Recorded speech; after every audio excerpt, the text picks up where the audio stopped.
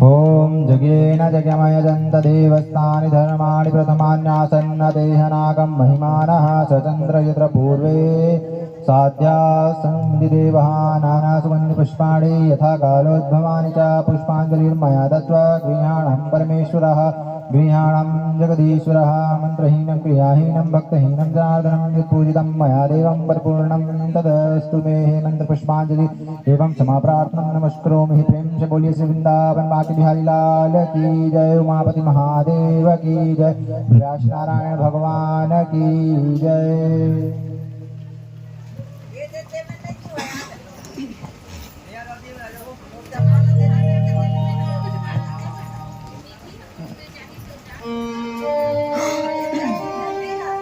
श्री राधे श्री राधे श्री राधे श्री राधे श्री राधे श्री राधे श्री राधे श्री राधे श्री राधे हरि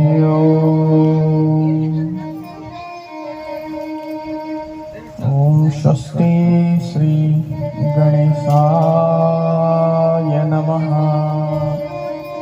श्री सरस्वती नमः श्री कुंज विहारण्ये नमः श्रीमत् गुरुचरण कमलेभ्यो नमः वंशी विभूषित करान्नवनीरदाभा पीताम्बररुणबिम्ब फलाधरुष्टात् पूर्णेन्दु सुंदर मुखादरविंद नेत्रा कृष्णात् परं किमपि तत्त्वमहं न जाने वरहावीरं नटवरवपुः कर्णयो कर्णिकारं बिभ्रद्वासः कनककपिशं वैजयन्तीं च मालाम् रन्ध्रावेणुरदर्शदया पूर्णयन् गोपवृन्दे वृन्दारण्यं स्वपदरमणं प्राविशद्गीतकीर्तिः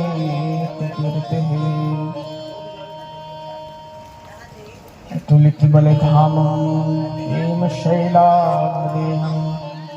दनुद्वनकृशाणं ग्रामीणामग्रगण्यं सकलगुणनिधानं वारणानामधीशं रघुपतिप्रियभक्तं वातजातं नमामि।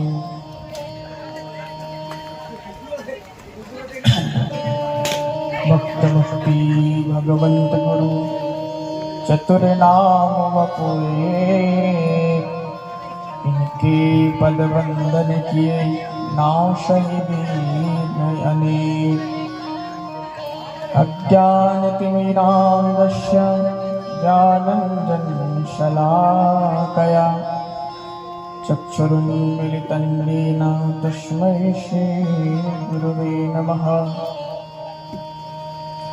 नारायणं नमस्कृतं नरं चैव नरोत्तमं देवीं सरस्वतीं व्यास ततो जयमुदीरये।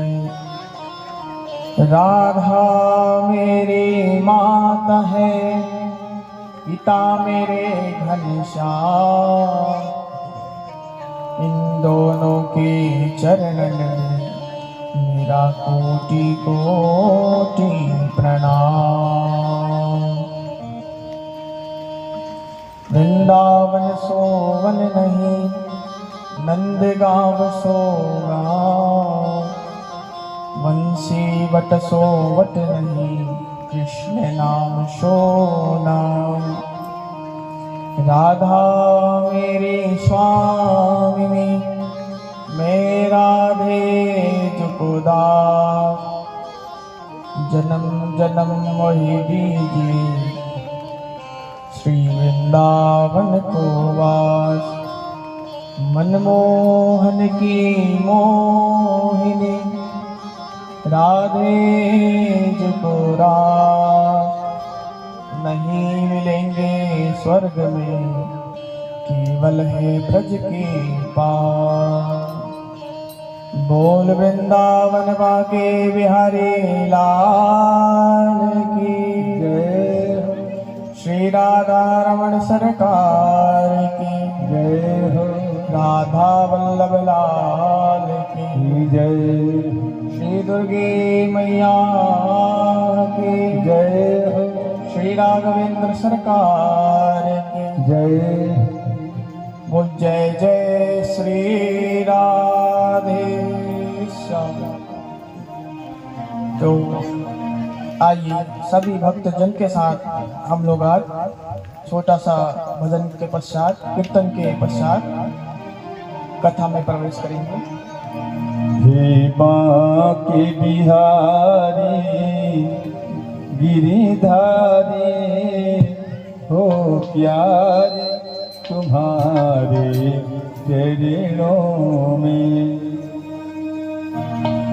हे बांके बिहारी गिरिधारी हो प्यारे तुम्हारे चरणों में।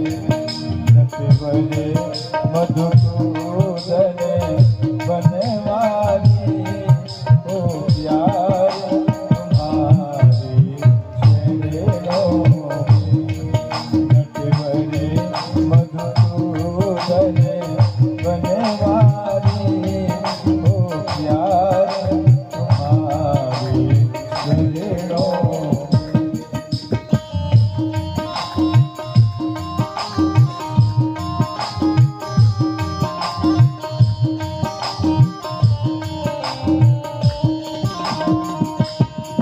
मैं जगी से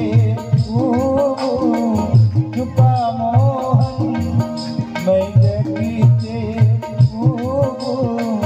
छुपा मोहन। सभी जगी को पर है छुपा सोहन। सभी जगी को पर है छुपा सोहन। अब शरण तिहारी गिरिधारी हो प्यारे तुम्हारे चरणों में। हे बांके बिहारी गिरिधारी हो प्यारे तुम्हारे चरणों में।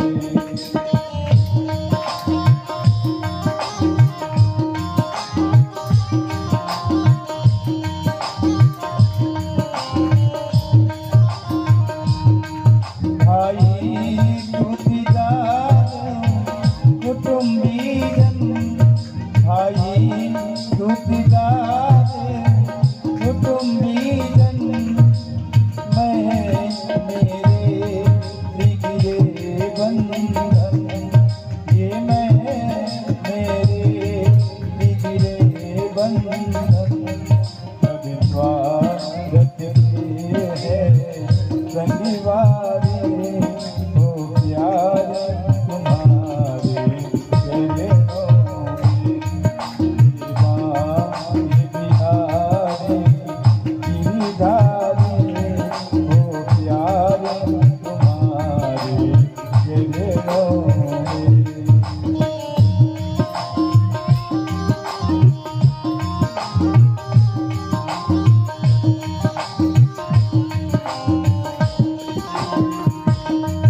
पापी आ जाती नरी नारी।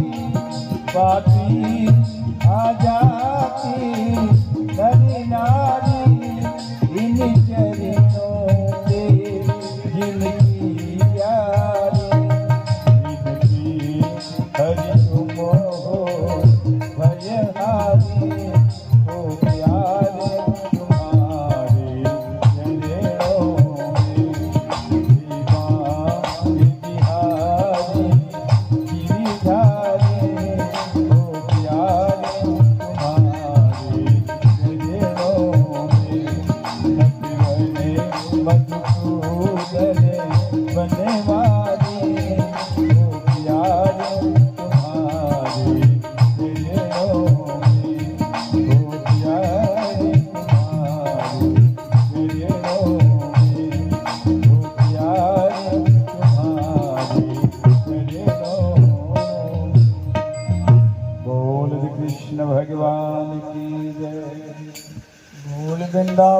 बाके बिहारी लाल की।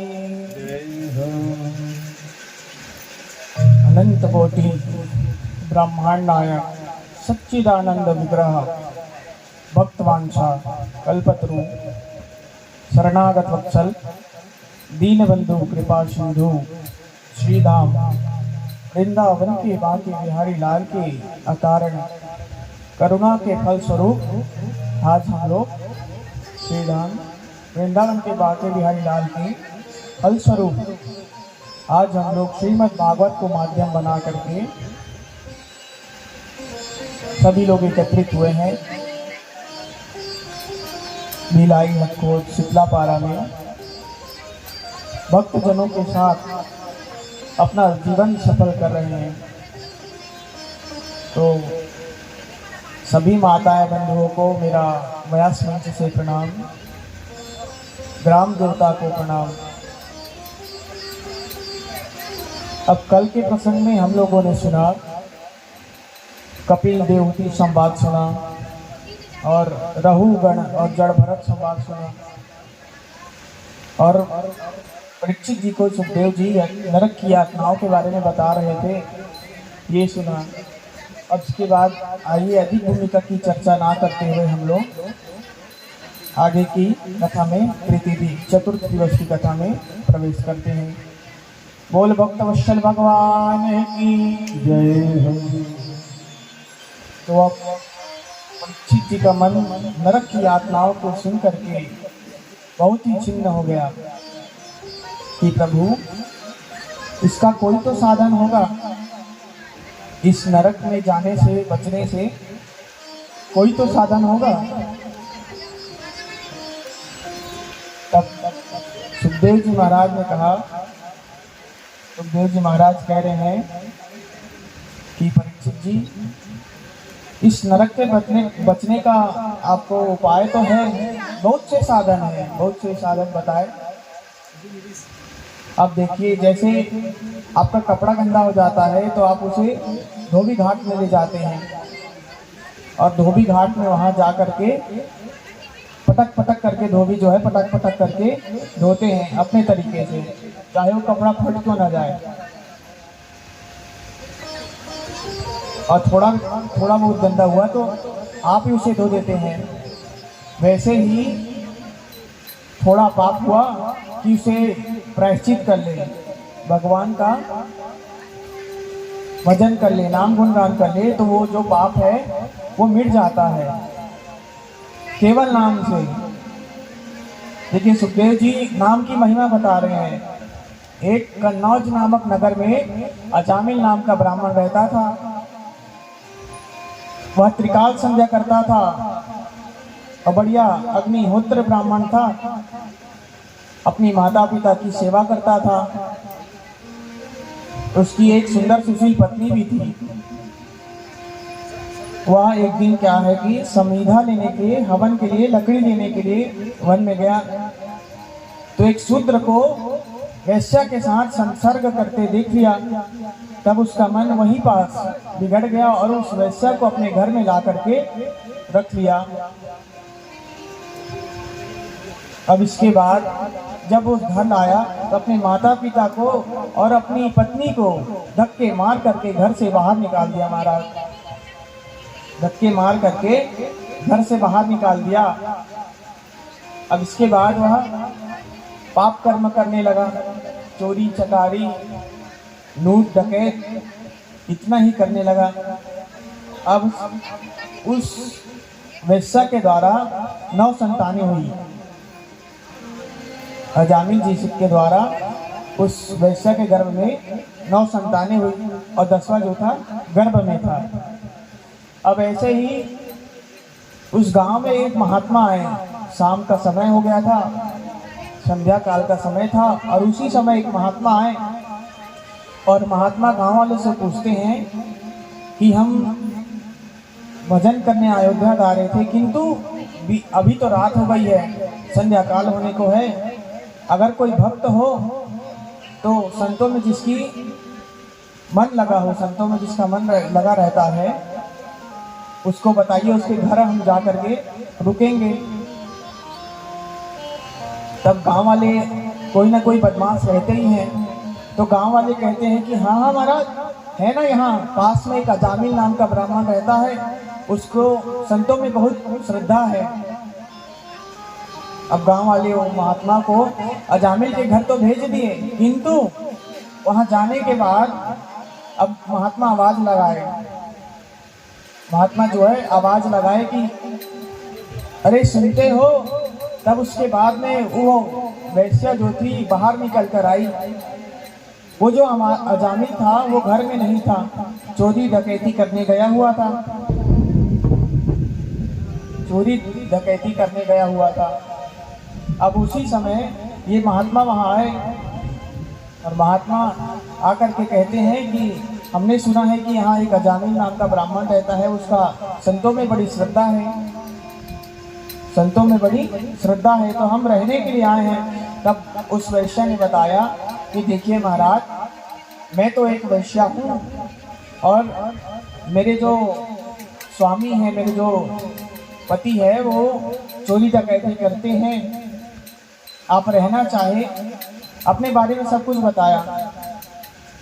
तो महात्मा बड़े प्रसन्न हुए और महात्मा से कहती है कि आप जा करके सामने वन है, उपवन है, वहाँ जा करके आप रह सकते हैं। तब महात्मा वहीं रहे, रात भर वहीं ठहरे और उसके बाद सुबह सुबह प्रातःकाल उन्होंने सोचा कि उस वैश्या का तो हृदय तो निर्मल है, पवित्र है, जो भी है उसको उसने बता दिया, क्यों ना हमें उनका कल्याण करना चाहिए। ऐसे महात्मा सोचे और जाते जाते वह उस वैश्या के घर में चले गए और आवाज देने लग गए महाराज। अब आवाज देने लग गए तो वो अजामिल जो ब्राह्मण था, पाप कर्मी जो ब्राह्मण था, वो बाहर निकला और बाहर निकला। अब बाहर आके कहता है कि क्या काम है। तब महात्मा जी कहते हैं कि तुम्हें नहीं पता, महात्मा जब जाते हैं तो उनको दक्षिणा देनी चाहिए। तब अजामिल कहता है, अरे बाबा, आप इतना ही शुक्र मनाओ कि आपकी लोटी लंगोटी जो है, चिमटा वगैरह, उसको मैंने नहीं चुराया, वो तो मेरे अपने पत्नी के कहने पर नहीं चुराया, वो पत्नी व्रता था, अपनी पत्नी की हर एक बात मानता था। तब उसने कहा कि मैंने आपका सामान नहीं चुराया, ये शुक्र मनाइए। अगर मैं चुरा लेता आपका सामान तो आप अभी कहाँ रहते, मुझे खोजते रहते। तब इतने ही बोलते बोलते वह वैश्या, उनकी पत्नी जो थी, वो बाहर आई। अब वो बाहर आते ही जो अजामिल था उसका मूड चेंज हो गया और कहता है कि क्या हुआ महाराज, बताइए। अपनी पत्नी को देख करके डर गया हो और उसके बाद में कहता है कि हाँ महाराज बताइए, क्या दक्षिणा चाहिए। तब महात्मा कहते हैं कि हमें तो धन वगैरह नहीं चाहिए, किंतु एक काम कर लो, तुम्हारा जो बालक होने वाला है, तुम जो गर्भ में हो, तुम्हारा बालक जो होने वाला है, उसका नाम तुम नारायण रख लो। बस इतना ही बोला महात्मा जी ने कि तुम उसका नाम नारायण रख दो। अब जब बालक का जन्म हुआ तब उसका नाम नारायण रखा गया। अब सबसे छोटा पुत्र था वो, इसलिए सबसे छोटा पुत्र होने के नाम से अजामिल उससे बहुत प्रेम करता था। अजामिल जो है उससे बहुत प्रेम करता था। बेटा नारायण इधर आओ, पुत्र नारायण इधर आओ, बस इतना ही करता रहता वो, इतना ही वह कहता रहता। देखिए छोटे पुत्र के, जहाँ भी छोटे पुत्र होते हैं उनके लिए ज्यादा मोह रहता है। तो अब उसके बाद नारायण के प्रति ज्यादा मोह था, तो वह जो अजामिल था वो बेटा नारायण इधर आओ, बेटा नारायण, हर समय बेटा नारायण पुत्र नारायण करते रहता था। अब जब उसकी 88 वर्ष कब निकल गई उसे कुछ पता ही नहीं चला, कुछ पता नहीं चला उसे। अब इसके बाद अब उसकी मृत्यु का समय आया। उसके बाद में वह चारपाई यानी खटिया पलंग पर लेटा हुआ था, वो पलंग पर लेटा हुआ था।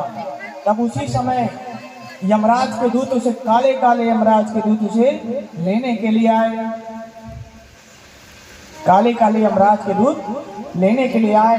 तभी वह जो अजामिल था अपने पुत्र को चिल्ला रहा है, बेटा नारायण नारायण, और वो पुत्र खेलने में मग्न है। खेलने में वह पुत्र बहुत मग्न है, सुन नहीं रहा है। तब यमराज के दूत वहां पहुंचे और भगवान नारायण का नाम सुनते ही यमराज के दूत तो आए ही, और उनके साथ में भगवान के पार्षद भी वहां आ गए और आकर के बोले, यमराज के दूत उसे ले जा रहे थे। तब भगवान के पार्षद बोले कि तुम इसे कहाँ के लेकर के जा रहे हो। तब यमराज के दूत कहते हैं, इसने जिंदगी भर जीवन पर्यंत पाप कर्म किया है, इसने जीवन पर्यंत पाप कर्म किया है, इसलिए हम इसे लेकर के नरक में ले जा रहे हैं।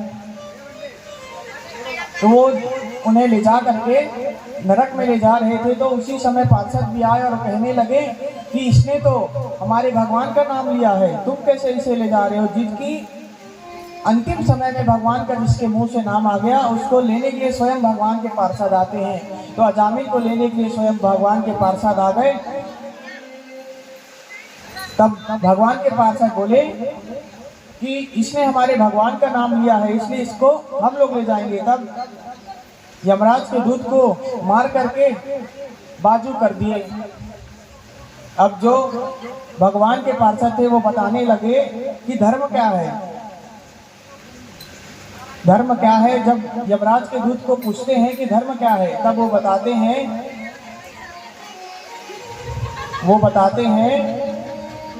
कि धर्म वो है, भगवान का जो भजन करता है वह धर्म है। अब इसके बाद जो यमराज के दूत है वो भी उसको मार करके भगवान के पार्षद भगा दिए। अब भगवान के पार्षद भी अपने धाम को चले गए। अब इधर अजामिल जो था लेटा हुआ था, उसे पता चल गया कि भगवान की महिमा उसे फिर से पता चल गई। पहले तो भजन करता ही था, किंतु फिर से उसे पता चल गया कि वो वैश्य के संसर्ग में आ गया है, ये उसे फिर से पता चल गया। और इसके बाद में वह जो अजामिल है वह कथा करने के लिए, कथा सुनने के लिए, भजन करने के लिए गंगा जी के किनारे चले गया और अपना उद्धार कर दिया। बोले भक्त वत्सल भगवान की। अब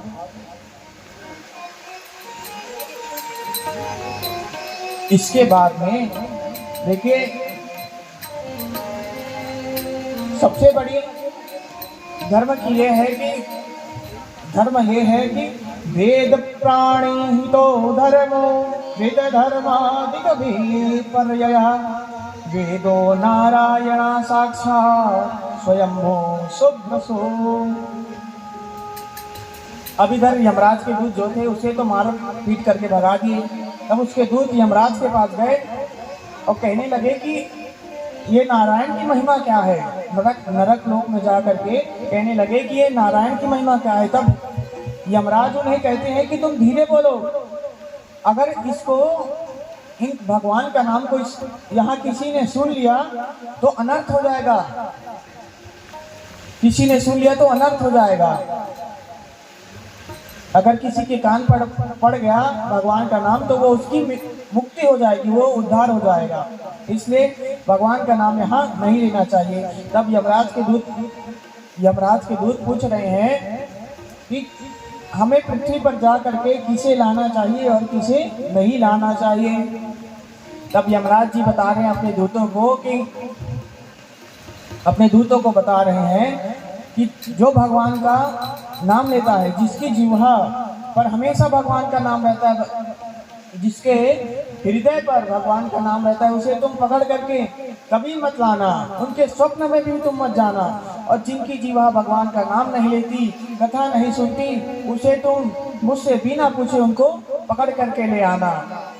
यही यमराज कह रहे हैं। इसलिए अधिक से अधिक आप लोग भगवान का भजन कीजिए। अगर आपको नरक में नहीं जाना तो भगवान का नाम लीजिए।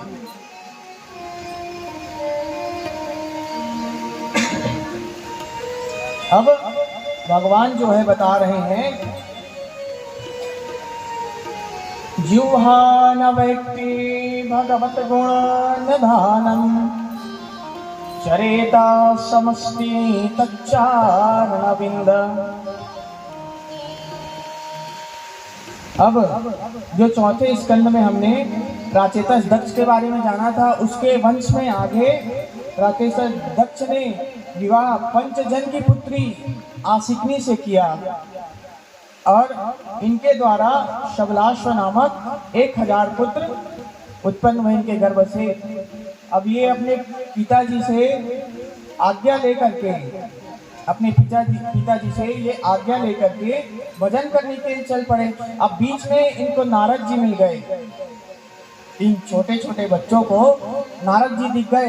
तब नारद जी ने इनको ऐसा उपदेश दिया कि सब के सब महात्मा बन गए। महाराज लौट करके घर ही नहीं आए, सब महात्मा बन गए। अब प्राचेतस दक्ष जो है बहुत क्रोधित हुआ, क्रोध से तमतमा गया, किंतु अपने क्रोध को शांत किया। उसके बाद और 1000 पुत्र जन्म किए। उसके बाद वो भी वन की ओर भजन करने के लिए जा रहे थे कि उसी समय इनको नारद जी मिल गए। अब नारद जी मिले तो फिर इनको भी उपदेश दिया। ऐसा क्या उपदेश दिया पता नहीं कि ये भी महात्मा बन गए, ये भी घर को नहीं लौटे। अब प्राचेतस दक्ष की क्रोध की सीमा नहीं रही महाराज, उनकी क्रोध की कोई भी सीमा नहीं रही। अब इसके बाद प्राचेतस दक्ष ने भगवान नारद जी को श्राप दे दिया कि जाओ, तुम्हारा पैर एक जगह पर नहीं टिकेगा। तुमने मेरे छोटे छोटे बच्चों को महात्मा बना दिया, जाओ तुम्हारा भी पैर एक जगह पर नहीं टिकेगा। ऐसा श्राप दे दिया नारद जी को। नारद जी कहते हैं, अरे महाराज आपने तो ये बहुत अच्छा किया, चलो अभी किसी से बोलते बताते मैं कहीं बैठ भी जाता था, अब तो बैठना भी नहीं है, बढ़िया घूमते रहूंगा। अब प्राचेतस दक्ष अपने गुस्से को शांत किए और उसके बाद में 60 कन्याओं को आसिकनी ने जन्म दिया। जो 10 है वो धर्म को गई और 13 जो है कश्यप को गई, कश्यप जी को। और जो 27 है वो चंद्रमा को दी गई और 2 भूत और अंगिरा जी को दी गई और 1 त्रिशाश्व को दी गई। ये जो 13 कश्यप जी की जो पत्नियां थी, इनमें से जो दीति, अदिति, काष्ठा, धनु आदि 13 थी जो कश्यप जी की थी। अब इसके बाद में जो कश्यप जी की दो पत्नियां थी, दीति और अदिति, ये जो 2 पत्नियां थी, ये 2 पत्नियां थी। जो दीति जी थी उनको, उनके पुत्र जो थे असुर हुए, राक्षस हुए। और जो अदिति जी थी इनके पुत्र देवता हुए, देवताओं को स्वर्ग में वास मिला। और ये असुर की एक बहन भी थी, उनका विवाह त्वष्टा यानी आदित्य जी के साथ इनका विवाह किया गया। अब इसके बाद में एक बार इंद्र जो है सिंहासन पर बैठे हुए थे और उसी समय उनके देवताओं के, सभी देवताओं के गुरु आ गए। कौन? बृहस्पति जी। इंद्रस्त्रे भुवनैश्वर्य मंदोलं वितशंपतः मरुदी भर्वसुभिः रुदैरादित्य ऋषि भृणित्। देखिए, इंद्र सिंहासन पर बैठा हुआ था और उनके गुरुजी आए, फिर भी वह अपने आसन से पद के मध्य में ऐसे तिरछी नजर से देख करके उन्होंने गुरु जी का अपमान कर दिया। बृहस्पति जी पूरे सभी देवताओं के गुरु हैं, उनका अपमान कर दिया इंद्र ने। अब जब बृहस्पति जी जो है वो अपने यहाँ को इंद्र से दूर चले गए। इंद्र जो है नित्य जो अप्सराएं हैं वो नृत्य कर रही थी, जो गंधर्व है वो गा रहे थे, वो अपने पद के मद में, पद के अभिमान में आकर के अपने गुरु का भी अपमान कर दिया। बताइए,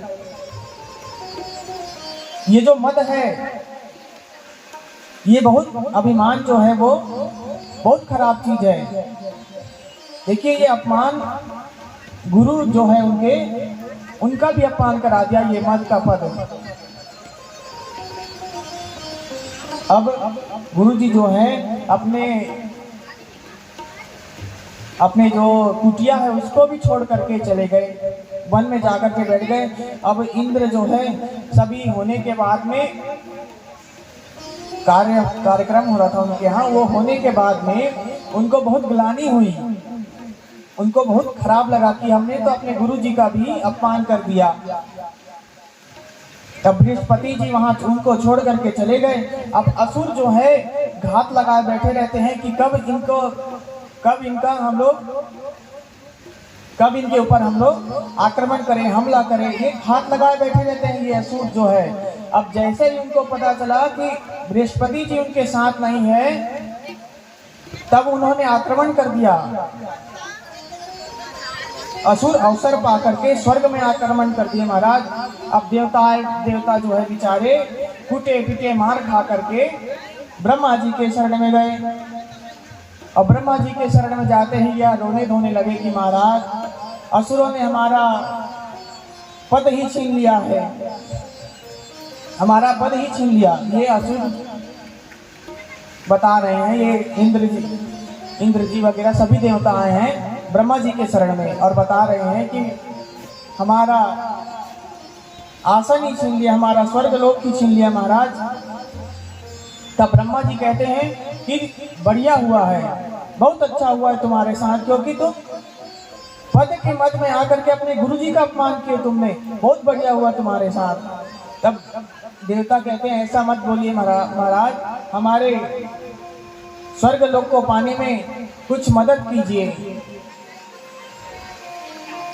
कुछ मदद कीजिए। तब उसी समय ब्रह्मा जी कहते हैं कि सहदेव जी के पुत्र विश्वरूप जी के, त्वष्टा जी जो थे उनके पुत्र विश्वरूप जी के पास जाओ, वो अग्निहोत्र करते हैं, सबका हवन करते हैं, यज्ञ करते हैं। उनके पास जाओगे तो तुम्हारा कार्य संपन्न होगा, तुम्हारा जो आसन, जो सिंहासन तुम्हारे से असुर ने छीन लिया है वो तुम्हें मिल जाएगा। अब इसके बाद ये सभी देवता विश्वरूप जी के पास गए और विनती की कि प्रभु आप हमारा हवन कर दीजिए, यज्ञ कर दीजिए, असुरों ने हमारा पद छीन लिया है, सिंहासन छीन लिया है, हमारा स्वर्ग लोक छीन लिया है। अब इसके बाद में विश्वरूप जी ने कहा कि शरण में आए हुए को कभी त्यागना नहीं चाहिए, इसलिए मैं तुम्हारा यज्ञ करूंगा। अब उनका यज्ञ प्रारंभ हुआ और उसी समय यज्ञ करके जब इंद्र चले जाते, ऐसा 2-3 दिन हुआ, तब असुरों को पता चला, असुर जो रहते हैं उनको पता चला। अब उनको पता चलते ही वह भी विश्वरूप जी के पास आ गए और कहने लगे कि प्रभु देखो, विश्वरूप जी जो है त्वष्टा जी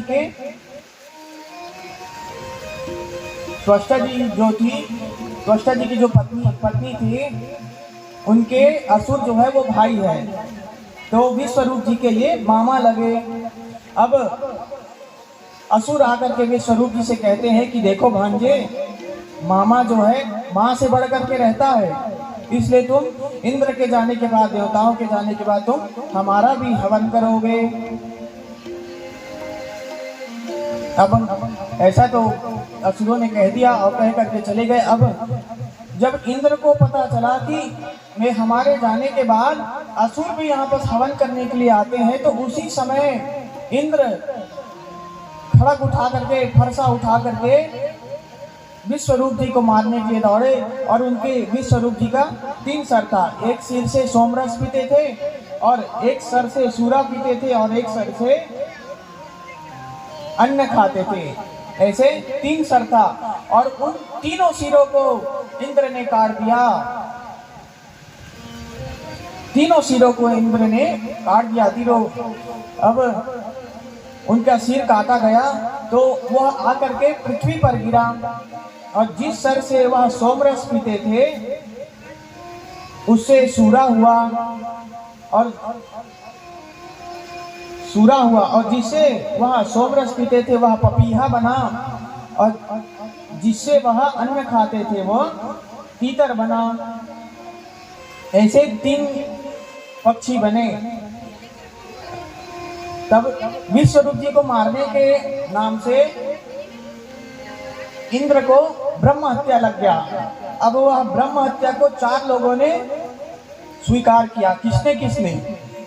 देखिए, पहले तो है भूमि अपने बंजर रूप में इंद्र की ब्रह्म हत्या को स्वीकार की। और दूसरा है जल ने फेन यानी काई के रूप में स्वीकार किया। और तीसरा है पेड़ ने गोंद के रूप में स्वीकार किया महाराज। और चौथा है स्त्री ने रजोधर्म के रूप में इंद्र की ब्रह्म हत्या को ली। तब जो इंद्र था वो इन चारों से बड़ा प्रसन्न हुआ और इन चारों को वरदान दिया है। देखिए क्या वरदान दिया। पहला तो भूमि को वरदान दिया कि तुम बंजर हो, तुमको कोई अगर गड्ढा करेगा तो वो अपने आप भर जाएगा, वो अपने आप मिट्टी से भर जाएगी। ये उनको वरदान दिया। और दूसरा है जल को ये वरदान दिया कि तुम हमेशा बहती रहती हो, हमेशा बहने के कारण तुम हमेशा शुद्ध रहोगी। ये दूसरा वरदान दिया। अब तीसरा वृक्ष को वरदान दिया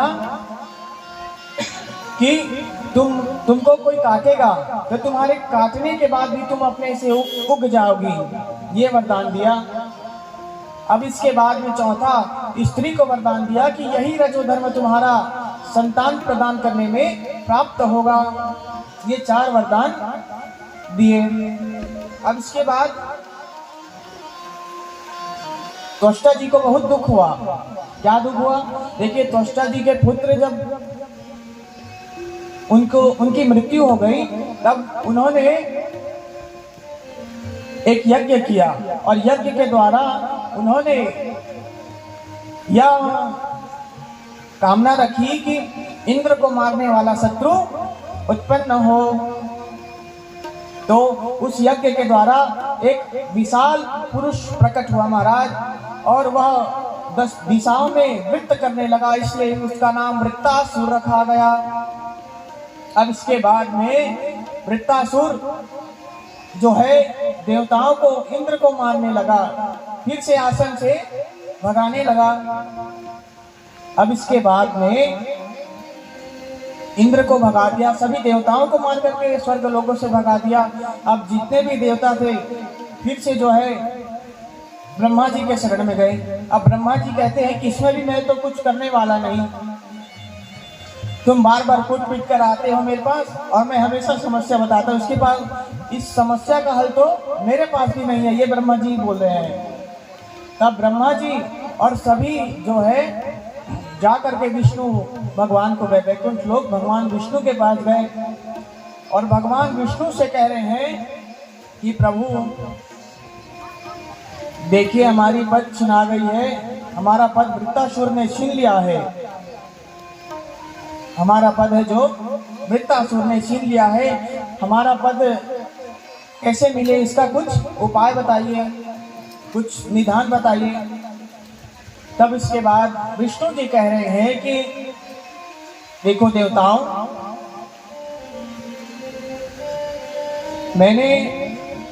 मैं तुमको एक विधान बताता हूँ कि तुम पृथ्वी लोक में जाओ और दधीची जी के पास जाओ। उनका जो शरीर है वो तपोबल से तपा हुआ है, पूरे तपस्याओं से, व्रत करने से उनका जो शरीर है वो तपा हुआ है, वह वज्र के समान है। तुम उनके पास जाओ और उनके शरीर को लेकर के, उनके शरीर से वज्र बना करके, शस्त्र बना करके वृत्तासुर को मारोगे तो उसकी मृत्यु हो जाएगी। अब भगवान विष्णु ने कहा, तब इंद्र आदि देवता जो है वह दधीची जी के पास गए और दधीची जी से प्रार्थना कर रहे हैं कि प्रभु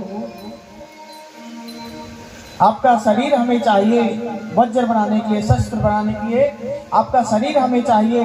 तब इसके बाद देवताओं को दधीची जी कह रहे हैं, दधीची जी कह रहे हैं कि मैं तो तुम्हें समझदार समझता था, किंतु तुम तो एक नंबर के मूर्ख निकले। बताओ, किसी को अपना शरीर क्या प्यारा नहीं होगा?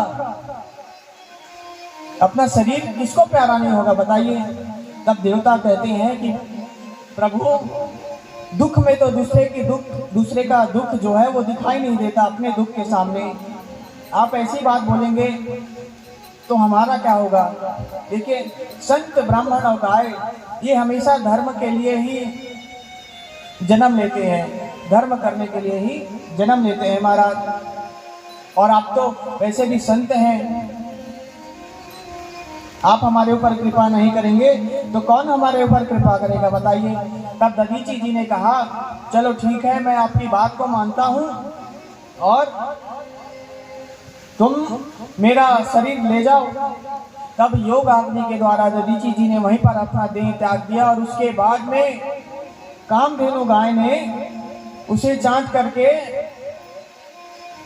उनकी अस्थियों को, उनके शरीर को चाट करके अस्थियों को बाहर निकाला। अब उस अस्थियों को बाहर निकाला तो अस्थियों को देवता जो है लेकर के विश्वकर्मा जी के पास गए। विश्वकर्मा जी जो है अस्त्र शस्त्र बनाते हैं, उनका दुकान है विश्वकर्मा बिल्डिंग वर्कशॉप। ये देवता जो है उनके दुकान पर गए, उनके वहां गए और वहां जा करके देवता उससे अस्त्र बनवाए वृत्तासुर को मारने के लिए, और आदि सभी देवता शस्त्र बनवाए। किंतु इंद्र जो था वो दधीची जी के अस्थियों से जो अस्त्र बना था उसको इंद्र ने पकड़ा था। अब इंद्र जो गया वृत्तासुर के सामने गया और जा करके कहने लग गया। अब वृत्तासुर कहने लगे, उनके सामने गए कि देखिए इंद्र, आप इस वज्र में स्वयं भगवान का रूप लग रहे हैं, इस वज्र में मुझे भगवान दिखाई दे रहे हैं, स्वयं भगवान दिखाई दे रहे हैं इस अस्त्र में। अब भगवान का नाम लेने लग गया, स्तुति करने लग गया, बड़ी सुंदर स्तुति कर रहा है। ननवेश वज्रस्व सुकृतेजसा हरे दधीचि चेतसा तेजितः तनेव शत्रो जहि विष्णु यन्ते त्रयो त्रिततो यतो हरिर्विजया श्री गुणास्ततः। देखिए स्स्तुति कर रहा है, कह रहा है कि इंद्र तुम घबराओ मत, ये स्वयं भगवान का रूप है। दधीची जी जो थे उनका स्वयं जो था, जो शरीर है वो भगवान के रूप में है। उनके तपोबल से जो शरीर जो था तप गया था, तपस्या से, व्रत से, इसलिए तुम घबराओ मत। ये जो अस्त्र है वो तुम्हारी गदा की जैसे ही निसफल नहीं होगी। इसमें स्वयं अस्त्र में, इस अस्त्र में स्वयं भगवान विष्णु विराजमान है। मुझे इतनी व्याकुलता हो रही है भगवान से मिलने की कि जैसे जो चिड़िया होती है ना, वो अपने बच्चे को छोड़ करके जाती है चारा लेने के लिए, अपने बच्चे के लिए चारा लेने के लिए जाती है। अब जाती है तो बच्चा जो है कितना तड़पता है माँ माँ कह के, वैसे ही हमें तड़पन हो रही है भगवान से मिलने के लिए, उतनी ही तड़पन हो रही है। तब इंद्र और वृत्रासुर का युद्ध हो गया। अब युद्ध करते करते युद्ध होने लग गया। युद्ध करते करते ऐरावत सहित वृत्रासुर ने उसको निगल लिया। अब नारायण कवच के प्रभाव से वह उनके उदर के अंदर, पेट के अंदर भी वह जीवित रहा और उस अस्त्र से उसने उसके पेट को चीर करके बाहर निकला। अब वृत्रासुर का उद्धार हो गया। बोले भक्त वत्सल भगवान की। अब परीक्षित जी पूछ रहे हैं कि प्रभु ये असुर है, इसके बाद भी ये असुर है, इसके बाद भी इसमें इतने भगवान के गुण हैं, इतने भगवान के भजन करने के गुण हैं, ये कैसे आए हैं? तब सुखदेव जी बता रहे हैं कि राजन, ये चक्रवर्ती राजा चित्रकेतु राजा था और इसके राज्य में ऐसा प्रभाव था कि कामना मात्र से वस्तु जो थी, वो कामना मात्र से पृथ्वी माता जो थी वो इनको प्रदान कर देती। इसकी 1 करोड़ रानियां थी, मात्र 1 करोड़ थी, ज्यादा नहीं थी। तो लेकिन कोई भी उनकी संतान नहीं थी, इनकी कोई संतान नहीं थी। तो इन्होंने एक दिन अंगिरा जी इनके पास आए और कहते हैं,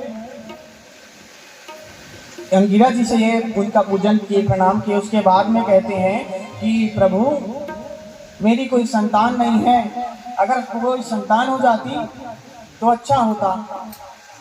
तब अंगिरा जी ने मना किया। अंगिरा जी ने बहुत मना किया कि देखो तुम्हारे भाग्य में कोई संतान नहीं है, तुम संतान के लिए कामना मत करो, इच्छा मत करो। किंतु वो नहीं माना, अपना सिर पटकने लग गया, अपना हाथ पैर पटकने लग गया। तब अंगिरा जी परवश होकर भी उनको एक चरु दिए, यज्ञ किए, उसके बाद एक चरु दिए और उसमें चरु दिए। तब उसके बाद उसने अपनी सबसे बड़ी पत्नी कृतद्युति, सबसे बड़ी ज्येष्ठ पत्नी थी, उनको कृतद्युति, इनको पिलाया। अब भगवान की कृपा से इनका एक सुंदर सा संतान हुआ।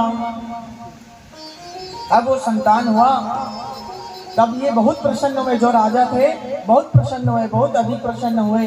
अब इसके बाद में वह ढोल नगाड़े बजाने लगे। अब इसके बाद में यह जो राजा थे वह सबसे बड़ी पत्नी के कक्ष में ही रहते। ज्यादातर अब संतान होने के बाद सबसे बड़ी ज्येष्ठ पत्नी के ही कक्ष में रहने लगे। और जो बाकी रानियां थी 99,99,999 जो रानियां थी, ये उदास हो गई कि राजा तो हमारे पास आते ही नहीं है। तब इन्होंने सभी रानियों, जो बाकी रानियां थी, उन्होंने षड्यंत्र रचा कि ये राजा जो है हमारे पास तो आते ही नहीं है, तो ये पुत्र जब से हुआ है तब से हमारे पास नहीं आ रहे, तो क्यों ना इस पुत्र को ही खत्म करते हैं, ना रहेगी बांस और ना बजेगी बांसुरी। तब इन्होंने सभी पत्नियों ने मिलकर के उस 5 वर्ष के पुत्र को, 5 वर्ष के बालक को उसके दूध में जहर डाल करके उसको मार दिया महाराज, और उस बालक की उसी समय मृत्यु हो गई। अब उसके बाद में राजा जो थे वह बड़े उदास हो गए, पागल से हो गए। उनका सिर, उनको कुछ याद नहीं रहता था। अब जब अंगिरा जी और नारद जी उन पर कृपा करके आए, तो अंगिरा जी और नारद जी को ही पूछने लग गए कि प्रभु आप कौन हैं। तब इसके बाद में अंगिरा जी कहते हैं कि मैं तुम्हें पुत्र प्रदान करने वाला महात्मा हूँ, अंगिरा जी हूँ, और ये ब्रह्मा जी के सुनंदन नारद जी है। हमने सुना कि आपके पुत्र की मृत्यु हो गई, तो हम आप पर कृपा करने के लिए आए हैं। अब इसके बाद राजा ने कहा, राजा रोने लगे उतने में। उसके बाद अंगिरा जी कहते हैं कि देखो मैंने पहले ही कहा था कि इस पुत्र से तुम्हें सुख भी मिलेगा और दुख भी मिलेगा, इसलिए पुत्र की कामना तुम मत करो, पुत्र की कामना तुम मत करो। किंतु तुमने माना ही नहीं और वो बहुत रोने लग गए। तब उतने में नारद जी जो है वो नारद जी उनको उस पुत्र को बुलाए और कहने लग गए, उस पुत्र को अपने योग बल के द्वारा बुलाए और कहने लग गए कि क्यों आत्मन तुमने इनको छोड़ करके क्यों चले गए, तुम इनको छोड़कर क्यों चले गए बताइए। तब वो जो आत्मा था, वो उसके पुत्र का आत्मा था, वो कहने लगा कि देखिए प्रभु, किस जन्म में मैं इनका पुत्र था और किस जन्म ये मेरे माता पिता, ये कोई जानता है क्या? कोई नहीं जानता कि मैं इनका पिता था और किस जन्म में ये मेरे पुत्र थे, ये बताइए। ऐसा वो आत्मा जो था वो ऐसे कहने लग गए। अब इनको भी, ये राजा को भी, चित्रकेतु राजा जो थे उनको भी बोध हो गया, ये पुत्र जो है वो कुछ काम का नहीं, इस दुनिया में कोई हमारे साथ नहीं, केवल हरि, केवल ठाकुर जी हमारे साथ है और बाकी कोई नहीं हमारे साथ। ये पुत्र करना, हाय हाय करना सब बेकार है। आप स्वर्ग लोग जाएंगे या मृत्यु लोग जाएंगे तो आपके साथ क्या वो पुत्र, आपके साथ वो पुत्री और आपके साथ क्या पति आपके साथ जाएंगे क्या बताइए? आप केवल अकेले रहेंगे, केवल भगवान आपके साथ रहेंगे, केवल हरि आपके साथ, ठाकुर जी आपके साथ निरंतर रहेंगे। अब उस जीवात्मा ने ऐसा कहा, तब राजा चित्रकेतु को बोध हो गया। अब इसके बाद नारद जी ने उसको जैसे बुलाया था उसे वापिस भेज दिया महाराज। अब इसके बाद उस राजा को जब पता चला, तब वो राजा को जो भगवान नारायण थे उन्होंने संकर्षण मंत्र देकर के उन्हें वहां से चले गए। वो संकर्षण मंत्र था, ओम नमस्तुभ्यं भगवते वासुदेवाय धीमहि प्रद्युम्नाय च विरुद्धाय संकर्षणाय नमः च। अब नारद जी कह रहे हैं, नारद जी यह मंत्र देकर के चले गए। अब निरंतर वो चित्रकेतु राजा जो थे वह निरंतर इस नाम का जप करने लगे। अब इससे प्रसन्न होकर के भगवान जो संकर्षण भगवान जो थे वह प्रकट हुए। अब प्रकट होने के बाद इनको एक विमान प्रदान किया। अब जब विमान जो है इनको प्रदान किया तो इसके बाद वह जो राजा है वह उसी विमान को लेकर के घूमने लगे, इधर से उधर घूमने लगे। तब एक दिन यह घूमते घूमते कैलाश पर्वत पर आए महाराज।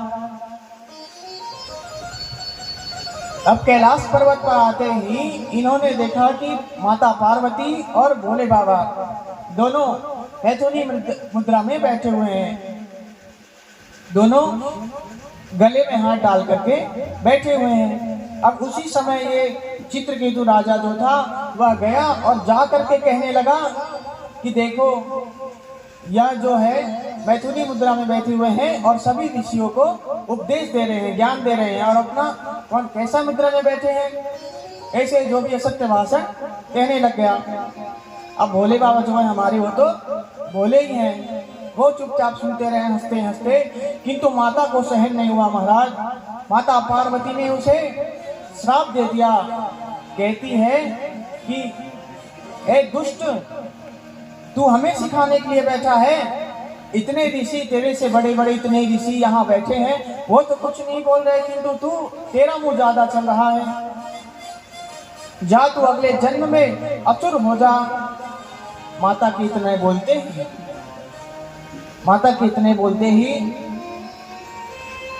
वो जो चित्रकेतु राजा था वह राजा माता का चरण पकड़ लिया, माता के चरण पकड़ लिए और चरण पकड़ के कहा कि माता हमें माफ कर दीजिए, हमने जो कुछ असत्य भाषण कहा है, भूल में कहा है, हमें माफ कर दीजिए।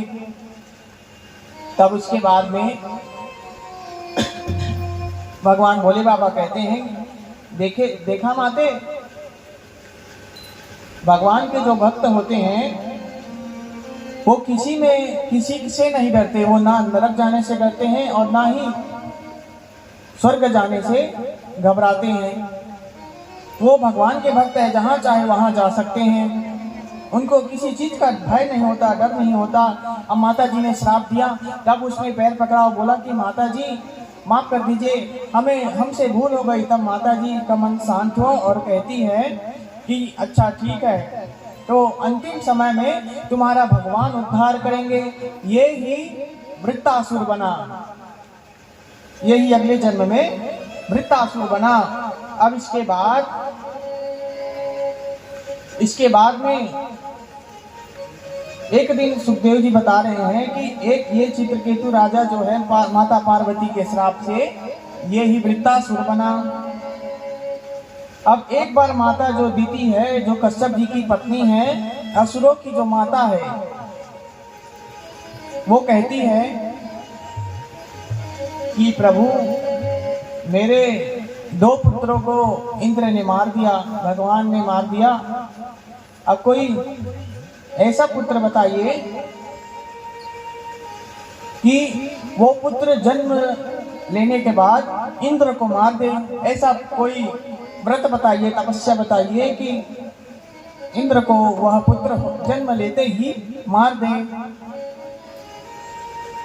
अब जन्म लेने के जो माता जी है उनको भगवान कश्यप बता रहे हैं कि मार्गशीर्ष के महीने में शुक्ल पक्ष की प्रतिपदा को द्वादशी के दिन यह व्रत करना है और हमेशा पवित्र रहना है। संध्या के समय सोना नहीं है और ना ही पढ़ना है।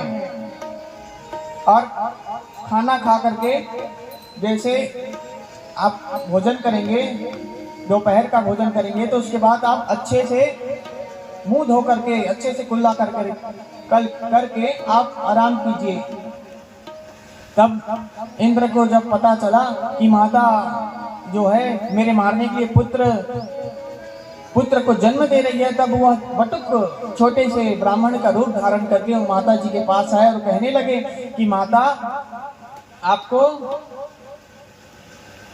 आपको जो है कि करने में, ये व्रत करने में बहुत कठिनता आती होगी, इसलिए मैं आपकी मदद करने के लिए आया हूँ। आपका मदद करने के लिए आया हूँ। अब वो जो छोटा सा जो बालक है, वो माता जी का जो इंद्र जो है वो छोटा ब्राह्मण का रूप धारण करके आया है और माता जी की जो है कमियां खोज रहा है। बताइए, छोटा सा बालक बन के कमियां खोज रहा है कि कब मैं इनके गर्भ में घुसूं और इनके गर्भ को नष्ट करूं, ये कमियां ढूंढ रहा है। तो एक दिन माता जो थी, दीति माता, वो ऐसे ही संध्या के समय भोजन कर ली और बिना अच्छे से मुंह धोए हुए ऐसे ही वहीं पास सो गई, जहां पर भोजन की वहीं पास सो गई। अब इंद्र जो है मौका देख करके उनके गर्भ में घुस गया और गर्भ में घुसते ही उनके गर्भ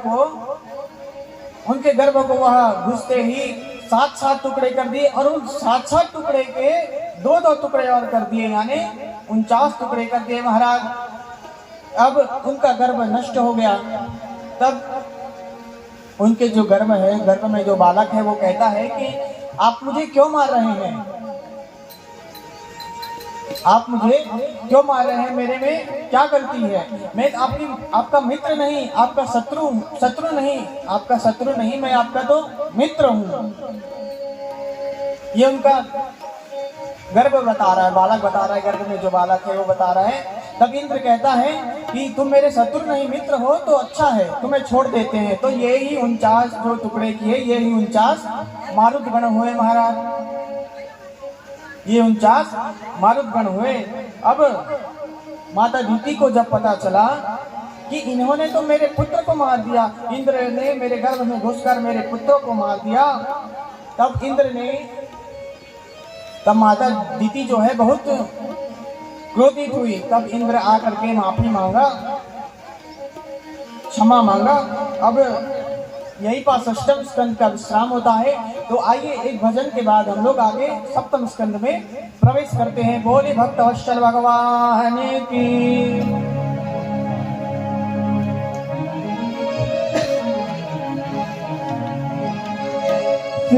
नामिते है जगत में उजाला, हरि भक्तों के मन में शिवाला।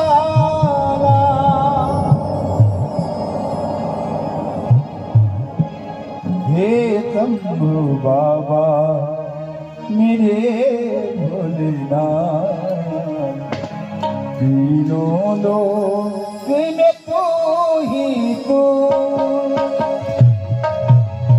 सभी लोग ताली बजा करके गाएंगे बढ़िया भजन को मस्त से।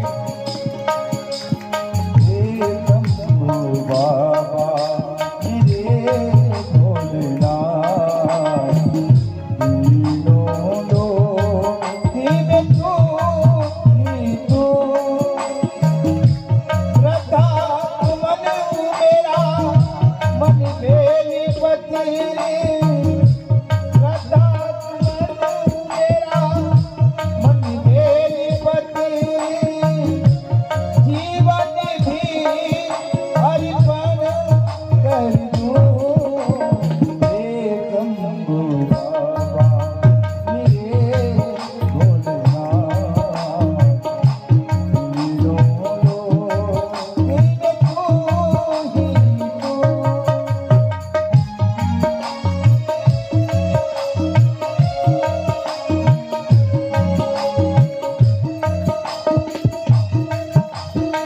मुख्य जजमान भी ताली बजाएंगे।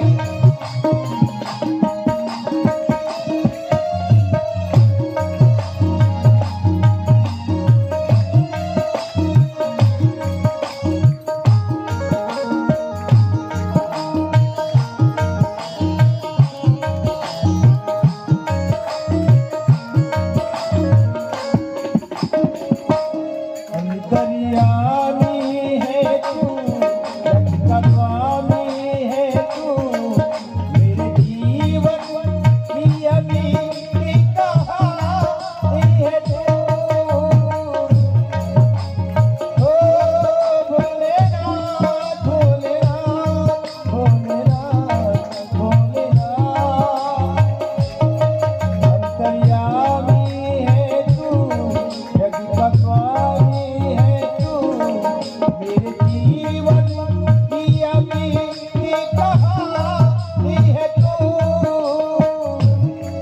तेरी शक्तियाँ पर मेरा पावन है द्वार, तेरी पूजा ही मेरा जीवन दायादार। तूने दिया बल निधि बल को, अज्ञानी को ज्ञान दिया। हे शंभु बाबा मेरे भोलेनाथ, तीनों लोक में तू ही तू।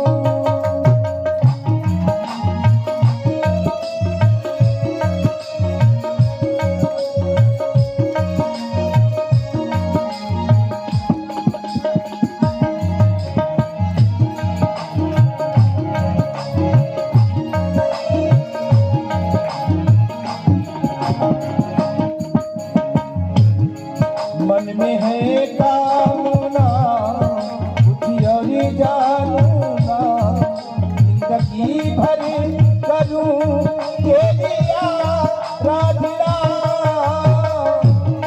मन में है कामना बुद्धि और जानना, जिंदगी भर करूं तेरी आराधना। दुख की पहचान दे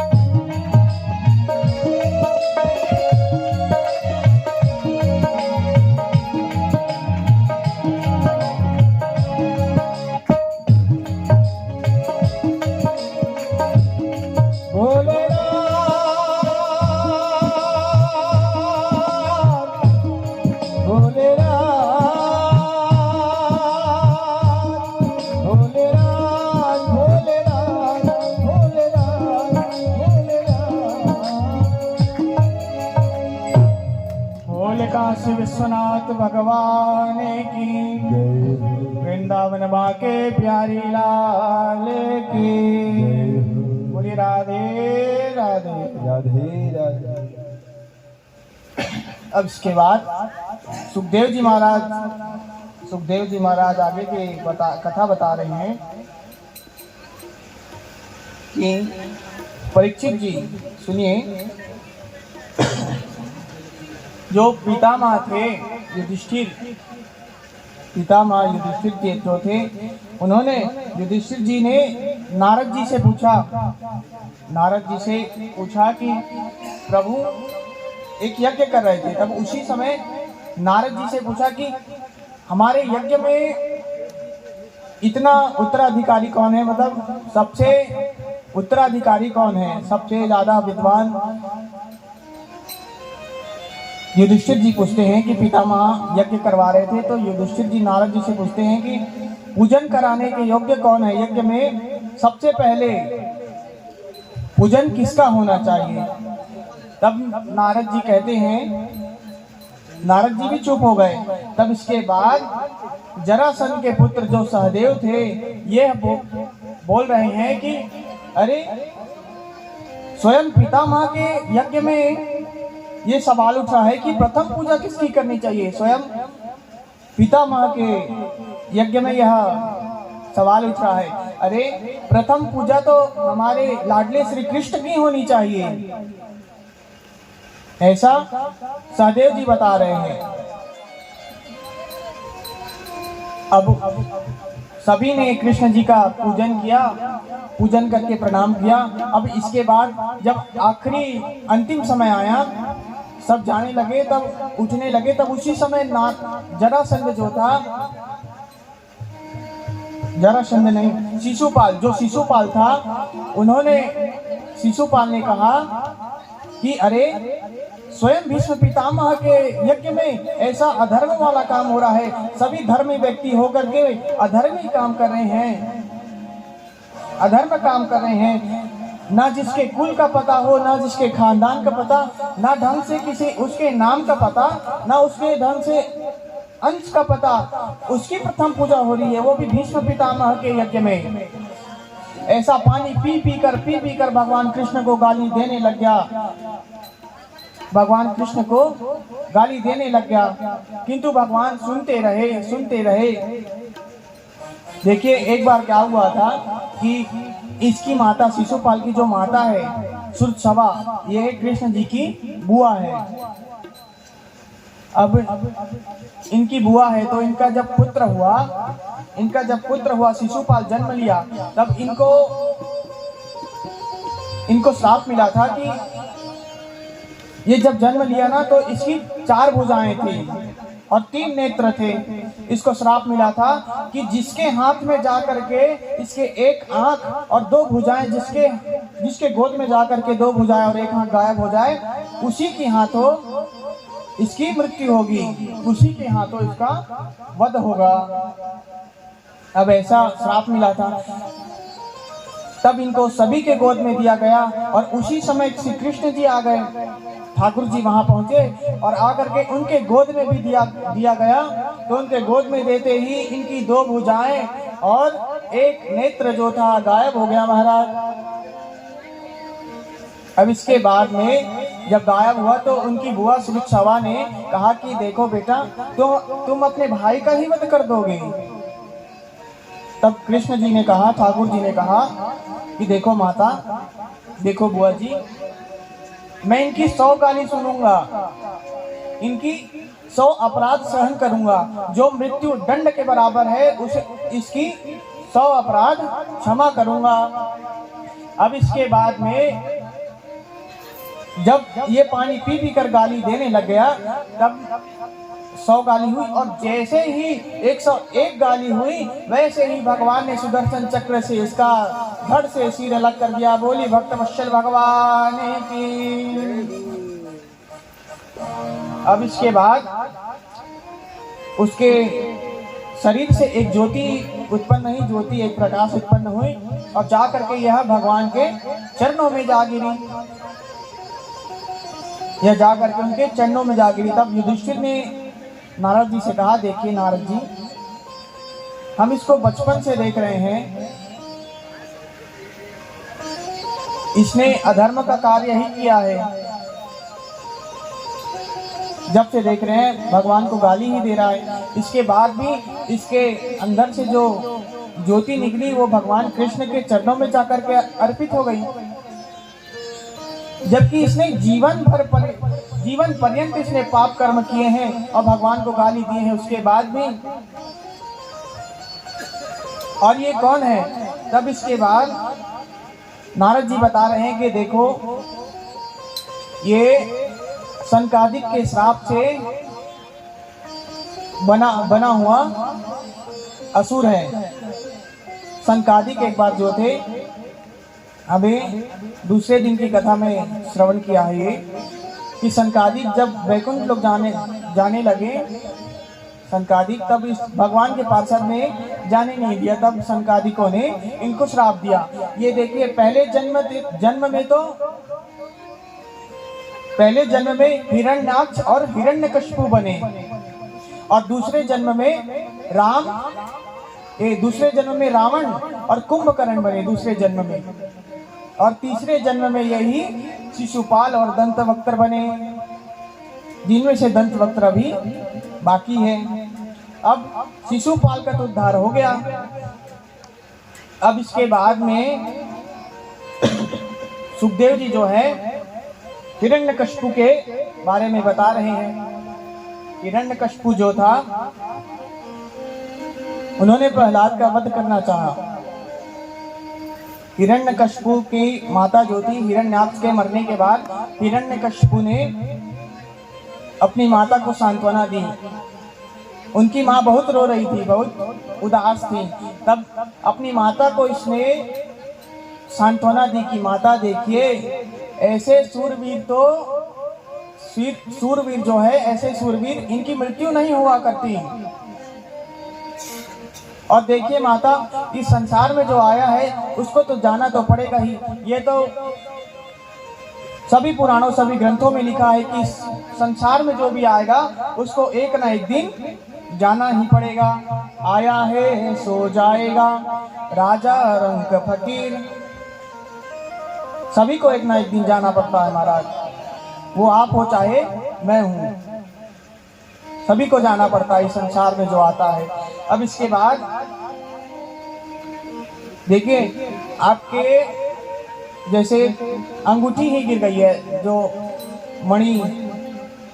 मणि वाली अंगूठी गिर गई है आपकी कहीं भी रास्ते पर, तो उसे हजारों व्यक्ति जो है आकर के चले जाएंगे, उस पर नजर पड़ेगी, उसके बाद भी चले जाएंगे, किंतु आपके किस्मत में होगा तो आप जाएंगे तो फिर उसे वो चीज मिल ही जाएगी। और जब आपके किस्मत में नहीं होगा तो उसको कितने भी तिजोरी में रख लो, वो आपके हाथ नहीं आने वाला महाराज। वैसे ही व्यक्ति रहते हैं कि देखिए, व्यक्ति को आप कितने भी घर में घुसेड़ करके रख लो, कितने भी घर में रख लो, उसको कंबल ओढ़ा लो, सर्दी बुखार सबसे बचा लो, किंतु आपके किस्मत में वो व्यक्ति नहीं है तो वो भगवान के पास चला जाएगा, भगवान उसको बुला लेंगे। और अगर जो व्यक्ति को आप जंगल में रख दीजिए, शेर, हाथी, हिरण, सभी पशुओं के बीच में रख दीजिए, अगर उसको भगवान नहीं बुलाना चाहे तो यहीं रहेगा। उसको शेर, हिरण, हाथी कुछ नहीं कर पाएंगे। अगर आपकी किस्मत में है तो वो रहेगा। इसी तरह अपनी माँ को सांत्वना दे करके हिरण्यकशिपु जो है अपनी माँ को सांत्वना दे रहा है, और अपने माता को तो सांत्वना दे दी, अपने माता को उपदेश दिया, किंतु अपना ही पालन नहीं किया। स्वयं भगवान का भजन करने के लिए वह मंदराचल पर्वत पर चले गया। अब मंदराचल पर्वत तपस्या करने के लिए चले गया। उसी समय बृहस्पति जी वहां नारायण नारायण करके आ गए।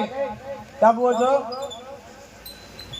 हिरण्यकशिपु था वो वापिस आ गया कि आज का दिन तो खराब हो गया। भगवान का नाम, एक तोता भगवान का नाम, तोते के रूप में आए थे बृहस्पति जी, तो भगवान के नाम लेने से मेरा दिन खराब हो गया। अब आज नहीं बैठूंगा, मैं कल से तपस्या में बैठूंगा, ऐसा मन में विचार करके वो घर आ गया।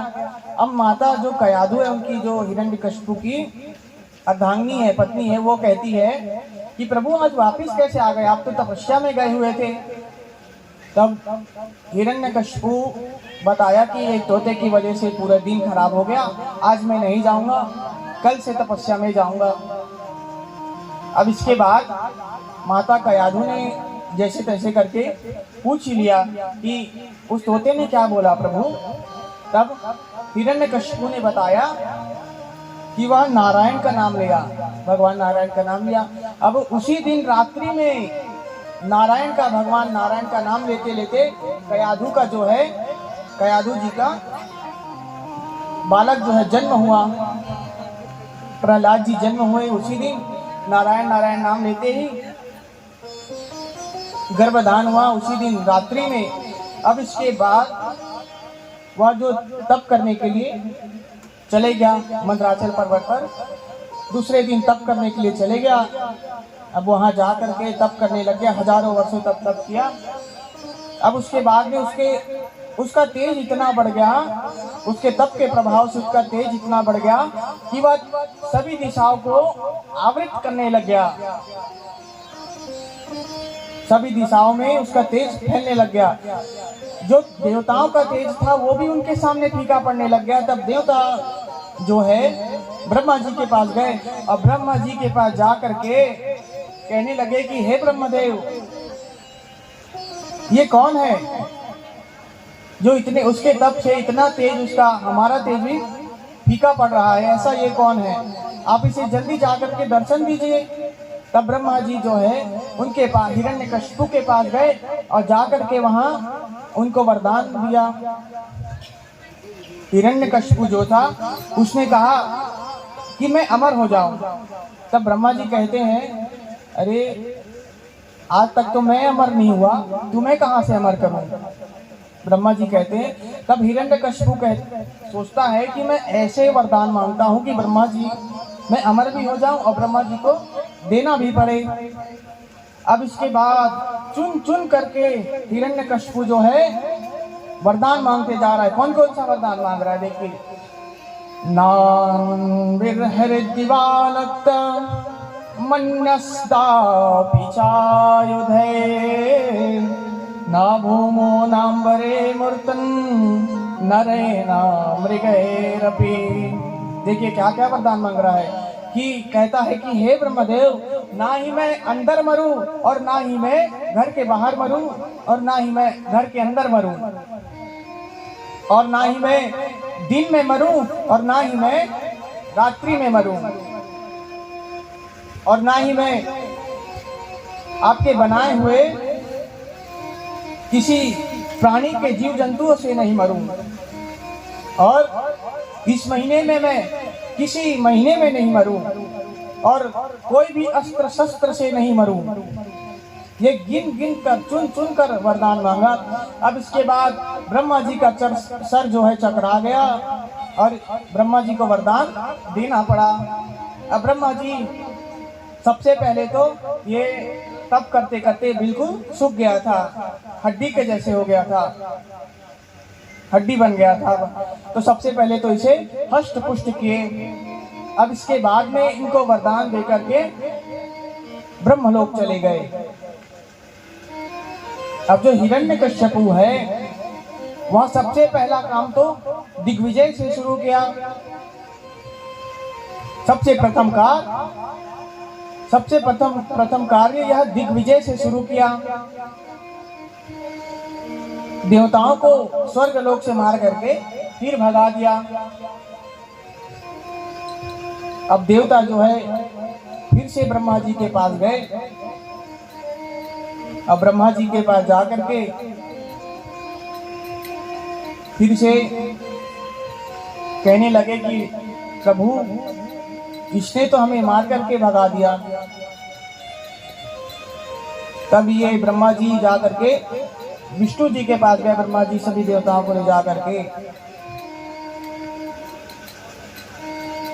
तब यह जा करके विष्णु जी के पास गए। अब इधर क्या था कि वो कयाधु जी जो थी,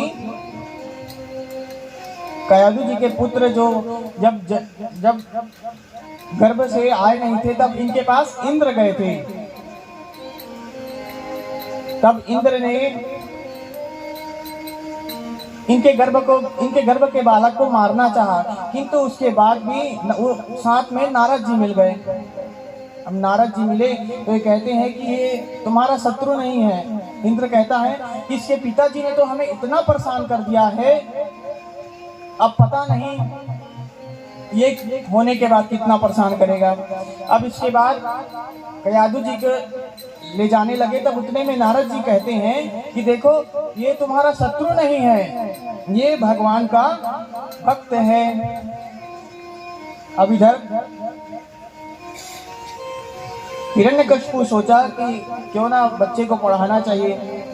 तब हिरण्यकशिपु ने प्रहलाद जी को 5 वर्ष की अवस्था में पढ़ने के लिए भेज दिया। महाराज, ये सभी असुरों के गुरु हैं शुक्राचार्य, और इनके शुक्राचार्य के पुत्र है संड और अमर्क। ये गुरुकुल का संचालन करते हैं। ये उनके पिताजी का गुरुकुल है, उनको संचालन करते हैं। अब वहीं ये हिरण्यकशिपु है, पृथ्वी को कांपाते हुए वहां गया और जा करके बोला कि मेरे पुत्र को भी गुरुकुल में रखना है। तब वह डरते हुए उनके पुत्र को रखे। अब पुत्र जो था पढ़ करके जब आया, कुछ महीने के बाद पढ़ करके जब आया, तब माता ने, कयाधु माता ने उनका दिव्य श्रृंगार किया,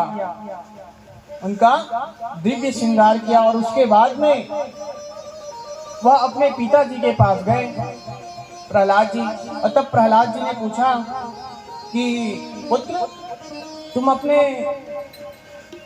गुरुकुल में क्या क्या सीखे हो, कौन सी उत्तम विद्या सीखे हो, हमें बताओ। तब प्रहलाद जी कहते हैं, गोद में बैठ करके, अपने पिताजी के गोद में बैठ करके प्रहलाद जी कहते हैं कि पिताजी, मैंने तो बहुत उत्तम विद्या सीखी है। तब पिताजी कहते हैं, हिरण्यकशिपु कहते हैं कि सुनाओ। तब प्रहलाद बताते हैं कि देखिए पिताजी, इस जीवन में, संसार में अपना कोई नहीं, केवल हरि का भजन करो। इतना कहते ही प्रहलाद जी के इतना कहते ही जो हिरण्यकशिपु था क्रोध से तमतमा गया और कहने लगा कि संडमर को चिल्लाने लगा कि तुम ये क्या सिखा करके लाए हो मेरे पुत्र को। तुम्हें असुर विद्या सिखाने के लिए मैंने कहा था, किंतु तुमने तो इसे वो पापी विष्णु के बारे में तुमने बताया है। तब संडमर कहते हैं कि देखिए प्रभु, हमने इसे ऐसा कुछ नहीं सिखाया है। बेचारे दोनों डर रहे हैं और डरते डरते कह रहे हैं कि प्रभु, इसको तो हमने ऐसा कुछ नहीं सिखाया, किंतु पता नहीं ये फिर भी कहाँ से सीख करके आया है, हमें कुछ पता नहीं है। अब इसके बाद में हिरण्यकशिपु कहता है कि इसे फिर से ले जाओ और आसुरी विद्या अच्छे से सिखा करके लाओ। तब दोबारा फिर से इनको भेज दिया गया और भेज करके संडमर्क जो थे इनको ले गए और पुनः अच्छे से पढ़ाया, इनको आसुरी विद्या सिखाई।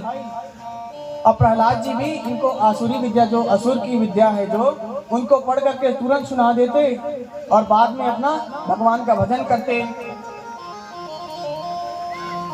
अब यह फिर से कुछ महीने के बाद अपने घर को आए। तब कयाधु माता ने इनका फिर से दिव्य श्रृंगार किया और इनको पृथ्वी पर इनका दिव्य श्रृंगार किया और इनको अपने पिताजी के पास फिर से सभा में भेज दिया गया। अब सभा में जब भेजे, तब ये प्रहलाद जी पुनः जाकर के अपने पिताजी के गोद में बैठ गए और जाते ही इन्होंने, हिरण्यकशिपु ने फिर से बताया पूछा, हिरण्यकशिपु ने फिर से पूछा कि पुत्र, तुम इस बार कौन सी उत्तम विद्या सीख करके आए हो? तब प्रहलाद जी कहते हैं कि देखिए पिताजी, मैंने तो पिछले बार एक ही कुछ विद्या ही सीखी थी, किंतु इस बार मैंने बहुत सी विद्या सीख करके आया हूँ। तब हिरण्यकशिपु कहते हैं कि बताओ। तब वह भगवान का नाम लेने लग गए, भगवान का भजन करने लग गए, कहने लगे कि पिताजी, अब प्रहलाद जी कह रहे हैं कि नवदा भक्ति का उनको उपदेश दे रहे हैं। कहते जा रहे हैं कि पिताजी, यह जो कलयुग है, यह जो पृथ्वी लोक है, ये हमारे लिए सही नहीं है। हमें तो केवल हरि का संकीर्तन करना चाहिए। ये आप जो बोलते हैं कि सबको कि मेरे को ही भगवान मानो, किंतु भगवान तो एक ही है, भगवान विष्णु, उनके अलावा और कोई नहीं है। तब हिरण्यकशिपु तमतमाकर उसको अपने गोदी से नीचे की ओर धक्का दे दिया, धकेल दिया नीचे, वह गिर गया। और उसके बाद में हिरण्यकशिपु कहता है कि सारी पृथ्वी, पूरा स्वर्गलोक, मृत्युलोक, ब्रह्मलोक मेरी पूजा करता है और तू उस पापी विष्णु की पूजा करता है, तू भी पापी है। ऐसे कह करके उसे धकेल दिया महाराज अपनी गोद से और नीचे गिरा दिया। अब गिराने के बाद में कहता है कि इसे मृत्यु के घाट उतार दो, इसे तत्काल मार दो, इनकी मृत्यु कर दो। तब संडमर्क कहते हैं कि देखिए महाराज, पहला जो है, प्रथम हमको मारने के इसके वरदान दीजिए, इसको पहले हम ही मारे, ये इच्छा दीजिए। हमारी ये इच्छा है कि पहले हम इसको मारे। तब संडमर्क इसे पकड़ करके ले गए। मत वाली हाथी जो है, बड़े बड़े हाथी, बड़े बड़े सिंगों वाले हाथी को मदिरा पिलवा दिया और मदिरा पिलवा करके प्रहलाद जी को कुचलना चाहा, किंतु जो दो हाथी थे वह दोनों हाथी मदिरा पी करके पागल की ओर इधर उधर दौड़ रहे थे। और जब जो हाथी जो जहाँ रहते थे वहाँ का दरवाजा जब खुला तो वहाँ से भागते हुए ये प्रहलाद जी के पास आए और प्रहलाद जी को प्रणाम करने लग गए। प्रणाम किया, झुक गए प्रहलाद जी के सामने और संडमर्क दोनों को मृत्यु के घाट उतार दिए, दोनों को मार दिए उसी समय, जो उनके गुरुपुत्र थे। अब प्रहलाद जी को बड़ा शोक हुआ, दुख हुआ कि मेरी वजह से, मेरे कारण जो गुरुपुत्र है उनकी मृत्यु हो गई।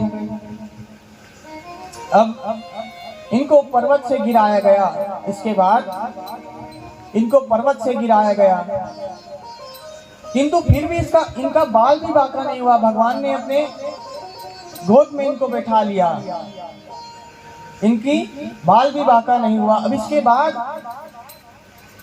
जो हिरण्यकशिपु था वो कहने लग गया, हिरण्यकशिपु कहने लग गया कि इसे काल कोठरी में बंद कर दो, वहां जहरीले सांप है, इनको काट करके इसकी मृत्यु हो जाएगी, इनको मृत्यु के घाट उतार देंगे इसको।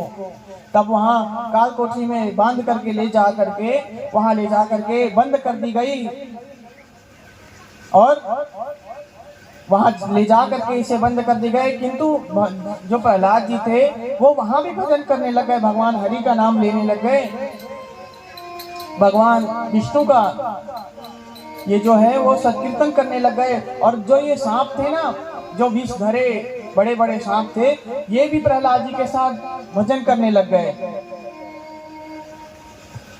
तब इसके बाद में विष्णु भगवान जो थे, माता लक्ष्मी जो थी, भगवान विष्णु के लिए 56 भोग लेकर के आई, 56 भोग लेकर के आई। और इसके बाद में कहने लगी कि प्रभु आप आइए। तब भगवान उतने में रोने लग गए, भगवान रोने लग गए। और इसके बाद भगवान से माता लक्ष्मी जो है वो पूछती है कि प्रभु आप रो क्यों रहे हैं, आपके रोने का कारण क्या है।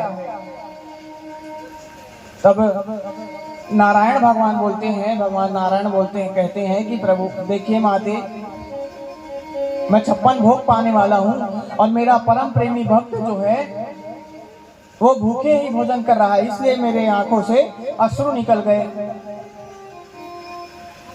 अब इसके बाद माता कहती है कि प्रभु आप चिंता मत कीजिए, मैं आपके परम प्रेमी भक्त को, आपके पुत्र जैसे भक्त को मैं खाना खिला करके आती हूँ। अब वो 56 भोग ले जा करके माता जो है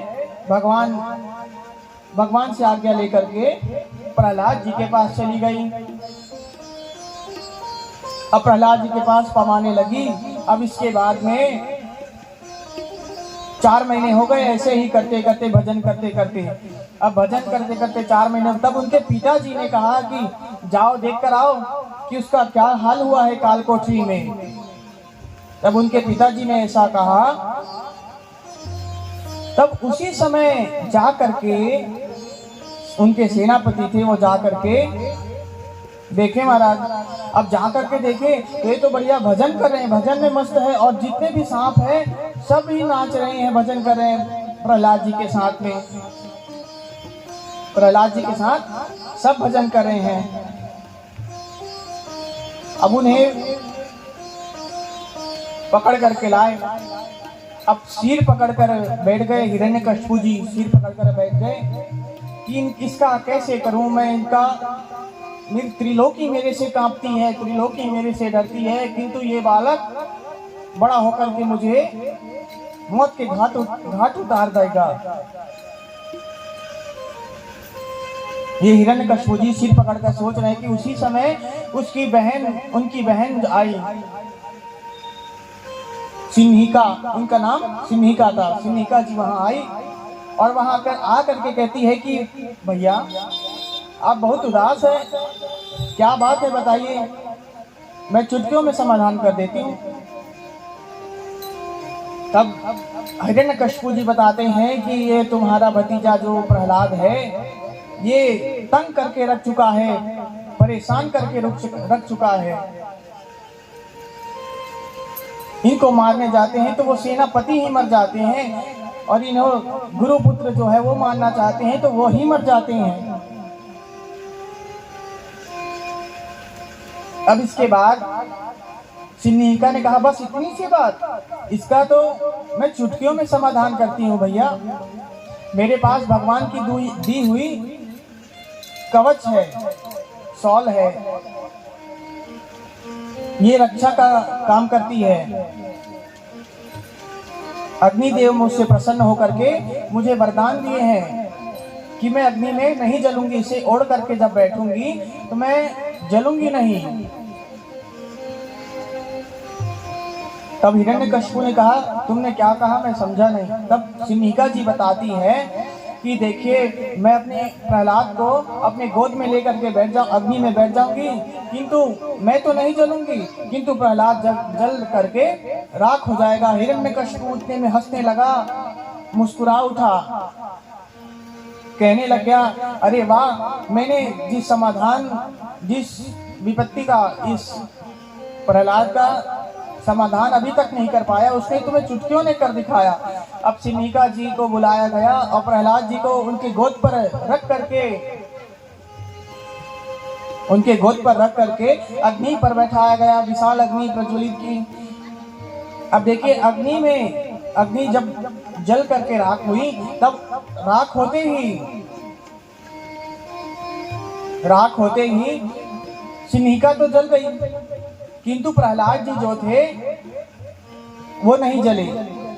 वो भगवान का कीर्तन करे, भगवान का नाम ले रहे थे, वो नहीं जले, किंतु सिन्हिका जल गई। ऐसा क्यों हुआ जानते हैं? क्योंकि वह अधर्म का काम कर रही है। देखिए भगवान के प्राण प्यारे भक्त को अग्नि में जलाना चाह रही है, इसलिए अधर्म के नाम से वह खुद जल गई और प्रहलाद जी बच गए महाराज।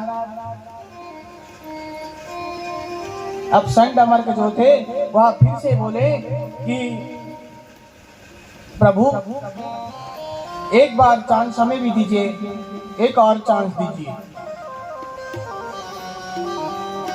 तब हिरण्यकशिपु कहते हैं कि ठीक है, तुम फिर से इन्हें इसको ले जाओ। तब प्रहलाद जी को ले जा करके उन्हें फिर से गुरुकुल में पढ़ाया लिखाया, अच्छी आसुरी विद्या फिर से दी, किंतु यह भजन करने लग गए। अब इस बार तो अकेले भजन कर रहे थे, किंतु पहले तो अकेले भजन कर रहे थे, अब अपने मित्रों के साथ भजन करने लग गए। तब इनके मित्र कहते हैं कि प्रभु, कि ध्रुव जी, प्रहलाद जी, सभी मित्र पूछ रहे हैं कि प्रहलाद जी, बचपन से तो आप हमारे पास हो, फिर आपको ऐसी विद्या किसने सिखाई, ऐसे भगवान का भजन करने का उपदेश किसने दिया। तब ध्रुव जी बता रहे हैं कि एक बार जब मेरे पिताजी मंदराचल पर्वत पर तपस्या करने गए थे, तो मेरी माता को इंद्र ले जा रहा था, और उसी समय नारद जी मिल गए। तो नारद जी ने उन्हें समझाया कि ये शत्रु नहीं, तुम्हारा मित्र है। तो सब मिल करके भजन कर रहे हैं। तो आइए सबके साथ मिल करके हम लोग भी बढ़िया ताली के साथ भजन करते हैं। बोल भक्त वत्सल भगवान की। अगर त्याग सुंदरिका सहारा ना होता, अगर त्याग सुंदरिका सहारा ना होता, तो दुनिया में कोई हमारा न होता, दुनिया में कोई हमारा न होता। अगर त्याग सुंदरिका सहारा न होता, अगर त्याग सुंदरिका सहारा न होता, तो दुनिया में कोई हमारा न होता, तो दुनिया में कोई हमारा न होता।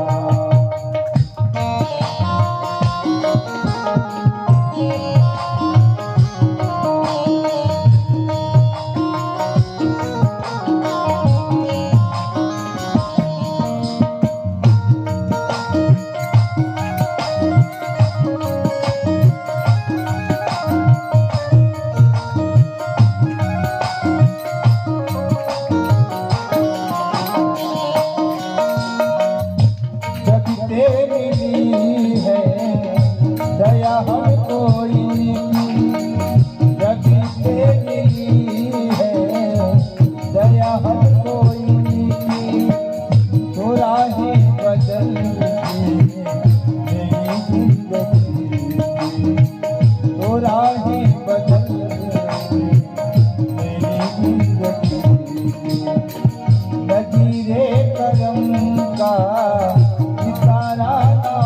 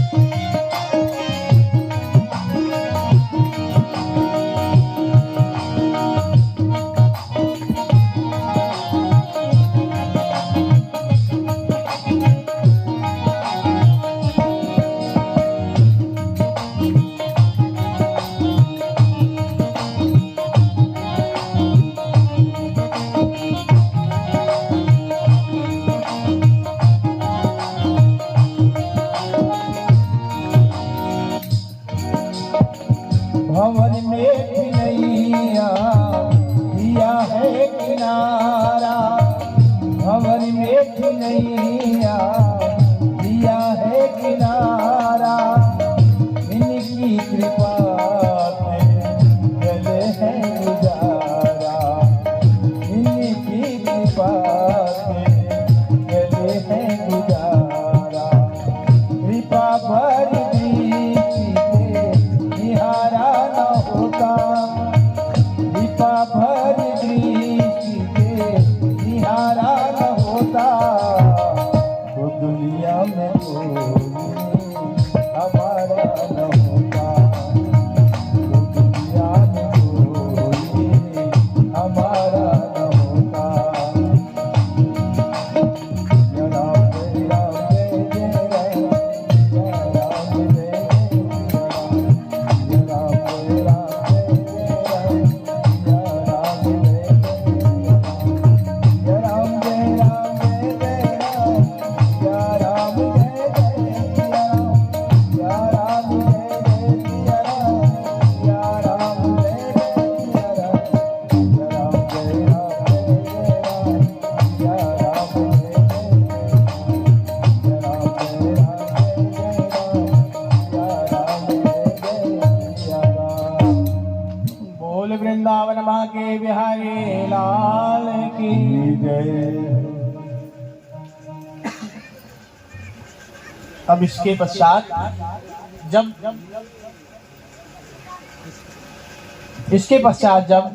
अब प्रहलाद जी जो है अपने मित्रों के साथ, सभी मित्रों के साथ भजन कर रहे हैं, तो उसी समय संडमर्क आ गए। अब संडमर्क आकर के कहते हैं कि हिरण्यकश्यपु को भी बुला लिया कि देखिए प्रभु, ये तो पहले अकेले ही भजन करते थे, पहले अकेले ही नाम गुणगान करते थे, किंतु अब तो इन्होंने पूरे जितने भी गुरुकुल में जितने भी बच्चे थे, जितने भी बालक थे, सभी को बिगाड़ करके रख दिया है, सभी को बिगाड़ करके रख दिया है। तब प्रहलाद जी को हिरण्यकश्यपु जो है वहां से पकड़ करके घसीट करके हाथ में घसीट करके खींचते हुए उसे महल को लाए, घर में लाए, और घर में लाते ही उसको बहुत मारा। प्रहलाद जी को बहुत मारा। उसके पश्चात कहने लग गए कि एक कुल के कलंक, कुल भेद कर इस वंश के नाश करने वाला तू ही है। ये त्रिलोकी मेरे से डरती है, किंतु तू उस विष्णु पापी की तू सेवा करता है, मेरे को छोड़कर उस विष्णु की तू सेवा करता है। अब इतना कहते ही हिरण्यकश्यपु कहने लग गया कि देख, क्या तेरे इस दीवार पर भगवान है या इस खंबे पर भगवान है? इतना कहते ही खंबे पर मुष्टि प्रहार किया और वहीं से नरसिंह भगवान प्रकट हो गए। बोल नरसिंह भगवान की। उसी समय नरसिंह भगवान प्रकट हुए अपने भक्त की सेवा करने के लिए। उसी समय भगवान जो है प्रकट हुए नरसिंह अवतार लेकर के। नुकीले नुकीले नाखून है, पीतांबर धारण किए हुए हैं और दहाड़ रहे हैं। और उसी समय हिरण्यकश्यपु को पकड़ लिए और अपने जंघा पर द्वार पर ले जा करके उसे बैठा दिया महाराज। और बैठाने के बाद में कहने लग गए कि प्रभु, तुम कौन हो जो मुझे अपने जंघा पर रखे हुए हो? तब भगवान कहते हैं कि मैं तुम्हें मारने के लिए आया हूँ। तब हिरण्यकश्यपु जो है हंसने लग गया और कहने लग गया कि मुझे तो वरदान मिला है, तुम कैसे मार सकते हो? मुझे तो वरदान मिला है, ब्रह्मा जी से वरदान है। अब इसके बाद में नरसिंह भगवान कहने लग गए कि क्या क्या वरदान मिला है, बता जरा। तब कहने उतने ही समय हिरण्यकश्यपु कहता है कि ना मैं अंदर मरूं और ना ही मैं बाहर मरूं। और ना ही मैं अस्त्र से मरूं, ना ही मैं शस्त्र से मरूं। तब भगवान कहते हैं तू देख, तू ना तो तू अंदर है और ना ही तू बाहर है, बीच द्वार के बीचों बीच है। तब वो कहता है कि न मैं अस्त्र से मरूं न मैं शस्त्र से मरूं। तो भगवान कहते हैं कि इतने बड़े बड़े मेरे नाखून है, ये मैंने फैशन के लिए नहीं बढ़ाया है, तुझे मारने के लिए बढ़ाया है। अब इसके बाद भगवान हिरण्यकश्यप कहता है कि ना तो मैं दिन में मरूं और ना ही मैं रात में मरूं। अब इसके बाद वो कहता है कि ना ही मैं दिन में मरूं ना ही रात में। तब भगवान कहते हैं कि देख, ना ही दिन है और ना ही रात है, देख संध्या काल की बेला है। अब इसी समय तेरा मैं हृदय जो है विदीर्ण करूंगा। तब उसी समय हिरण्यकश्यप कहता है कि एक और वरदान मिला है। तब हिरण्यकश्यप कहता है कि ना मैं 12 महीने में कभी नहीं मरूं। और उसके बाद में कहते हैं कि भगवान कहते हैं कि आज से तेरे लिए एक अधिक मास आएगा, आज से तेरे लिए नया महीना प्रारंभ। ये जो अधिक मास आता है वो भगवान के इसी कृपा से आता है। अब इसके बाद कहते हैं उसी समय उसने एक और वरदान बताया कि ना मैं नर से मरूं ना ही मैं पशु से मरूं, ब्रह्मा जी की सृष्टि में बनाए हुए किसी से नहीं मरूंगा। तब भगवान कहते हैं कि ना ही मैं देख नर हूं और ना ही मैं पशु हूं, मैं तो नरसिंह अवतार हूं। बोले नरसिंह भगवान की जय हो। उसी समय उसका हृदय जो है विदीर्ण कर दिया महाराज, और उसके जो अंदर के अंतर जो रहते हैं उसको अपने गले से लगा लिया। तब भगवान का नाम एक और नाम हुआ अंतरमाली। बोल अंतरमाली भगवान की जय हो। अब भगवान हिरण्यकश्यप के आटे को अपने गले में लगाए हुए हैं और उसके बाद भयंकर दहाड़ रहे हैं, भयंकर गुस्से से दहाड़ रहे हैं। और इसके बाद सभी देवता जो है भगवान की स्तुति करके बहुत डर रहे हैं कि देवता कोई शांत नहीं करवा पाया। तब देवता जो है माता लक्ष्मी को बोले कि देखिए, अच्छे से अच्छा जो भी व्यक्ति है अपने पत्नी से डरता ही है, इसलिए भगवान जो है उनकी पत्नी यानी अर्धांगिनी लक्ष्मी जी को बोले। तब लक्ष्मी जी आरती की थाल लेकर के गई और आरती की थाल जैसे लेकर के गई और जैसे भगवान ने दहाड़ मारा सो वहां से लक्ष्मी जी सोई भागी। दहाड़ मारते ही लक्ष्मी जी भागी और वहां से भाग करके कहती है कि प्रभु, नारद जी से कहती है, सभी देवताओं से कहती है कि ये मेरे पति नहीं हो सकते, ये मेरे स्वामी नहीं हो सकते, वो तो हमेशा सुशील शांत रहते हैं, किंतु ये तो बहुत विकराल रूप में है। तब नारद जी कहते हैं कि ये प्रहलाद जी की ही कृपा से आए हैं, तो उनकी कृपा से ही शांत होंगे, उनकी कृपा से ही शांत होंगे। तब प्रहलाद जी को सभी देवताओं ने कहा कि भगवान को शांत करो। तब उसी समय प्रहलाद जी भगवान के सामने दंडवत लेट गए, अष्टांग प्रणाम करने लगे। बोल प्रहलाद जी महाराज की। अब उसी समय प्रहलाद जी अष्टांग लेट गए। अब उसके बाद में भगवान प्रहलाद जी को देख करके बहुत खुश हुए, बहुत प्रसन्न हो गए और शांत हो गए और उनको अपने गोद में उठा लिया। और जैसे गाय अपने बछड़े को जब बछड़ा होता है तो जैसे चाटती है, वैसे ही भगवान जो है ध्रुव जी को चाटने लगे और कहने लगे कि हमसे विलंब थोड़ी हुआ आने में। ये देखिए, भगवान प्रहलाद जी से पूछ रहे हैं कि हमें विलंब थोड़ी हुआ आने में। देखिए प्रहलाद जी की कितनी बड़ी महिमा है कि भगवान स्वयं पूछ रहे हैं कि हमें देरी थोड़ी हुई, विलंब थोड़ी हुआ आने में। इसके बाद प्रहलाद जी बोल रहे हैं कि प्रभु, आप देवता जो है इतने मंत्र संत्र जब सब बोलते हैं, इतनी अच्छी अच्छी स्तुतियां करते हैं, इतने अच्छे अच्छे मंत्रों से स्तुतियां करते हैं, किंतु आप उनसे प्रसन्न नहीं होते। किंतु मैं आपका भजन किया, सिर्फ भजन किया करता था, उससे आप प्रसन्न हो गए। देखिए भगवान का हृदय इतना बड़ा है कि देवताओं से प्रसन्न नहीं होते। भगवान प्रसन्न होते हैं तो सिर्फ भजन करने वाले से। हमेशा जो भगवान का नाम लेते रहता है, भगवान का नाम जपते रहता है, भगवान उसी से प्रसन्न होते हैं। तब इसके बाद में प्रहलाद जी भगवान से कह रहे हैं कि प्रभु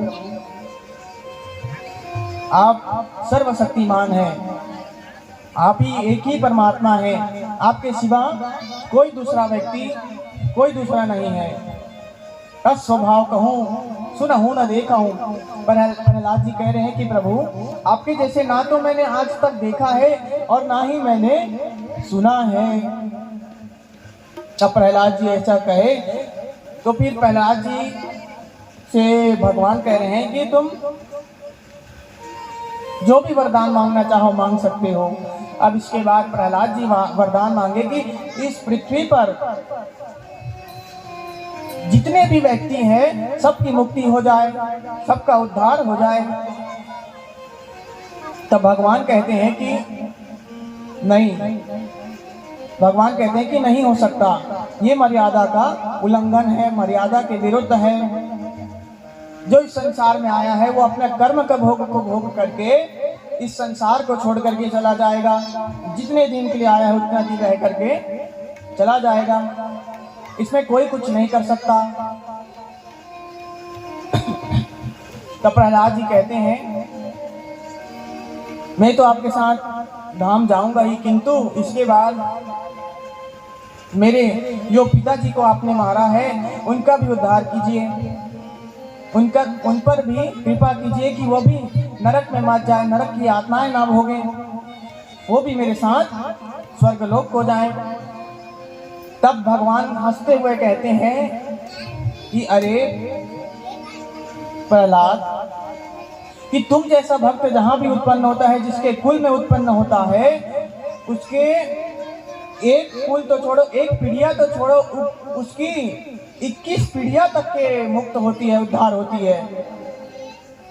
21 पीढ़िया मुक्त हो जाती है महाराज। देखिए 7 पीढ़िया है माता पक्ष की और 7 पीढ़िया जो है वो पिता पक्ष के, 7 माता पिता पक्ष के और 7 जो है वह पत्नी पक्ष के। यह 21 पीढ़िया जो है मुक्त हो जाती है। जब आप जैसे भगवान के भक्त, भगवान के प्राण प्यारे भक्त आप जैसे उत्पन्न होते हैं, प्रकट होते हैं, अवतार लेते हैं, जन्म लेते हैं, तब 21 पीढ़िया तक के वहां उद्धार हो जाते हैं, मुक्ति मिल जाती है उनको। अब इसके बाद आगे सुखदेव जी बता रहे हैं कि एक समय, सुखदेव जी महाराज बता रहे हैं कि एक समय क्षीर सागर के मध्य एक त्रिकुट नाम का पर्वत था। उस पर्वत की ऊंचाई जो थी उस 10,000 योजन की थी, 10,000 योजन की ऊंचाई थी और 15,000 योजन की चौड़ाई थी। तब उसी पर्वत पर एक गजराज रहता था जिसमें 10,000 हाथियों का बल था। 10,000 हाथियों का बल था, वो गजराज रहता है। अब वो गजराज अपनी गृहस्थी में रहता है, उनकी पत्नी है, उनके बच्चे हैं, वह सभी एक साथ त्रिकुट पर्वत पर रहते हैं। अब एक दिन क्या हुआ कि ये तीनों एक विशाल सरोवर में, नदी में स्नान करने के लिए गए। अब वहां जा करके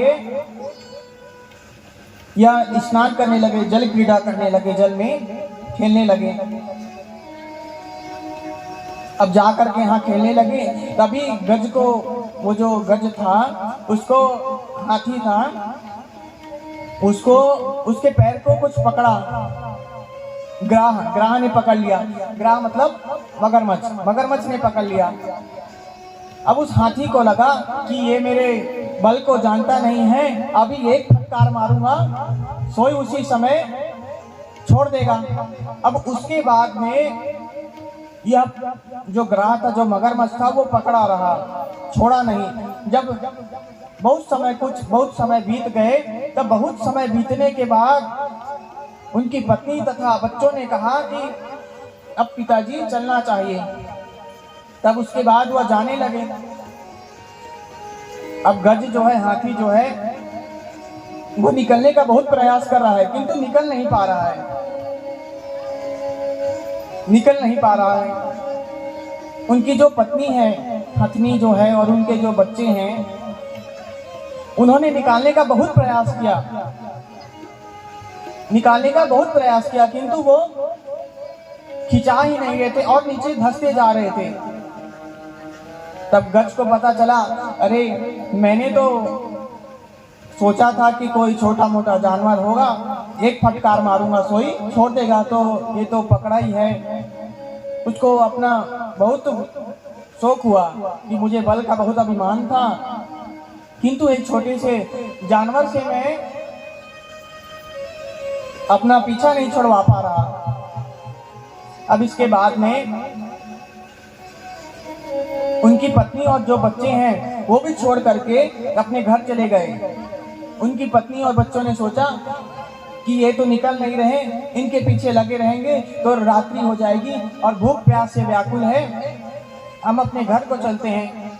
देखिए, उस हाथी की पत्नी और बच्चे ने भी साथ नहीं दिया, वो अपने घर को चले गए। और उसके बाद घर जाने के बाद वह भोजन आराम से करके सो गए। और इधर जो गज है, जो हाथी है, वह तड़प रहा है कि मुझे बाहर निकालो। और इसके बाद में जो हाथी है वह आर्त होकर के, बहुत दुखी होकर के भगवान को पुकारता है, कहता है, ओम नमो भगवते तस्मै यत सच्चिदात्मकं पुरुषायादि विधाय परेशाय विधीमहि।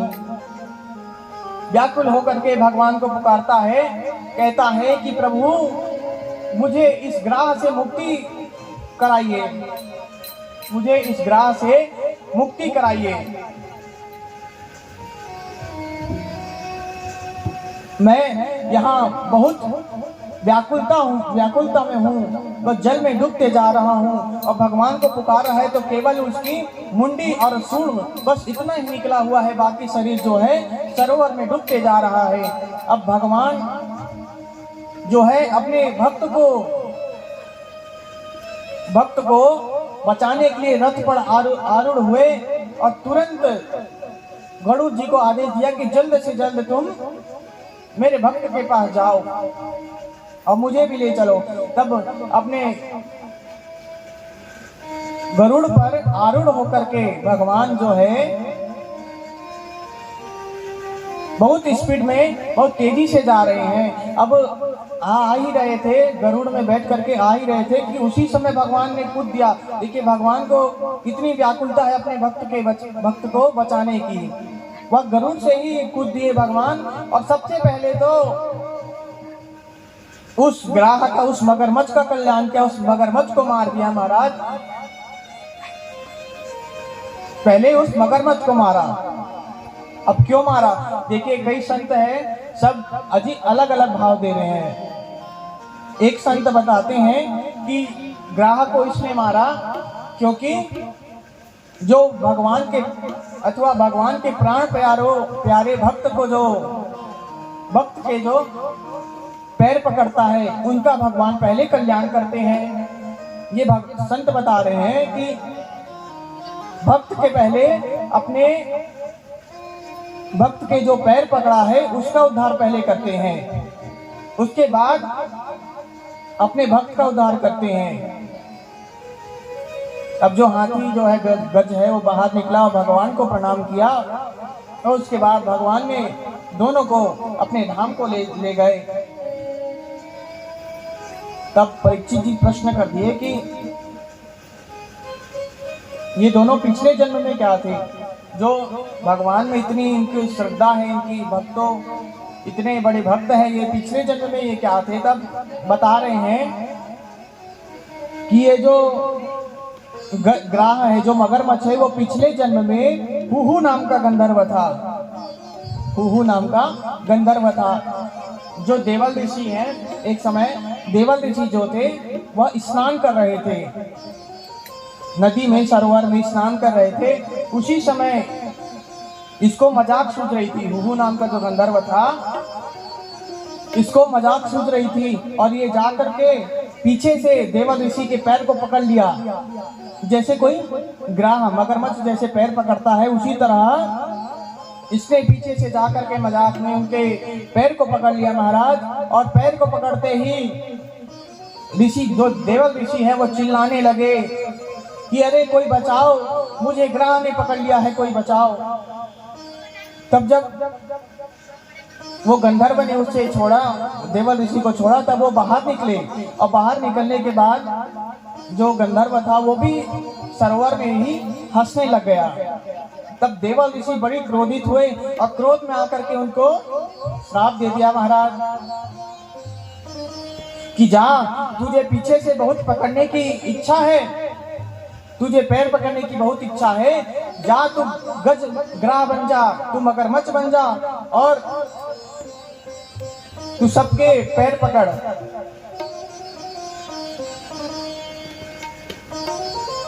और जा करके तू सबके पैर पकड़। अब इसके बाद जो गज था वो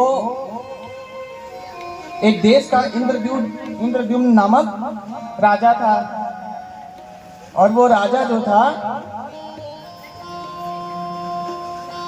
तप में बैठा हुआ था, तप करने के लिए बैठा हुआ था। और उसके बाद में वहीं पास भृगु जी आए, भृगु जी की टोली आई ऐसे ही, और उनकी टोली वहीं से जा रही थी। तो भृगु जी जो थे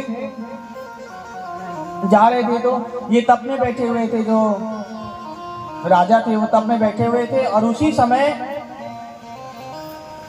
वह खड़े नहीं हुआ, वह तब में बैठा हुआ था, समाधि में लिए हुए थे, तो वो कैसे खड़े होते। तब भृगु जी इन पर बहुत रुष्ट हुए, बहुत निराश हो गए कि ये इतने बड़े तुम्हारे सामने जब ऋषि आए हैं तो तुम्हें इसके बाद भी तुम मेरे सामने खड़े नहीं हुए हो, इसके बाद भी। तब इनको श्राप दे दिया कि तू जा, गज की तरह बैठा हुआ है, जा गज हो जा। तब इसकी समाधि टूटी और ये जा करके भगवान ये भृगु ऋषि जो है उनके चरणों में गिरा और बोला कि प्रभु हमें माफ कर दीजिए, मैं समाधि में बैठा हुआ था। तब उनका गुस्सा शांत हुआ भृगु जी का, और बोले कि तुम गज तो बने रहोगे, किंतु तुम्हारी जो मृत्यु है वो भगवान के हाथों है, भगवान स्वयं आएंगे तुमको उद्धार करने के लिए। और जो गंधर्व था ना, वो भी जा करके देवल ऋषि का पैर पकड़ा, और उसके बाद देवल ऋषि का भी गुस्सा शांत हुआ, उनकी स्तुति किया। जो गंधर्व था भगवान देवल ऋषि की, उनकी स्तुति किया, फिर वो भी प्रसन्न हुए, उनका भी गुस्सा जो है शांत हुआ। उसके बाद में वो भी बोले कि जा, तू इतना रो रहा है तो चल ठीक है, तुम जो ग्राह बनोगे उसके बाद अंतिम समय में भगवान तुम्हारा उद्धार करेंगे। तुम भगवान के प्राण प्यारे भक्त का पैर पकड़ोगे, उसके बाद भगवान तुम्हारा उद्धार करेंगे। बोली भक्त वत्सल भगवान की। अब इसके बाद अब सुखदेव जी समुद्र मंथन की कथा बता रहे हैं, समुद्र मंथन की कथा बता रहे हैं। क्या कह रहे हैं? हंत ब्राह्मण हो संभो हे देवा मम भासितम शृणोत वहिता सर्वे श्रेयो वा स्याद् यथा सुरः।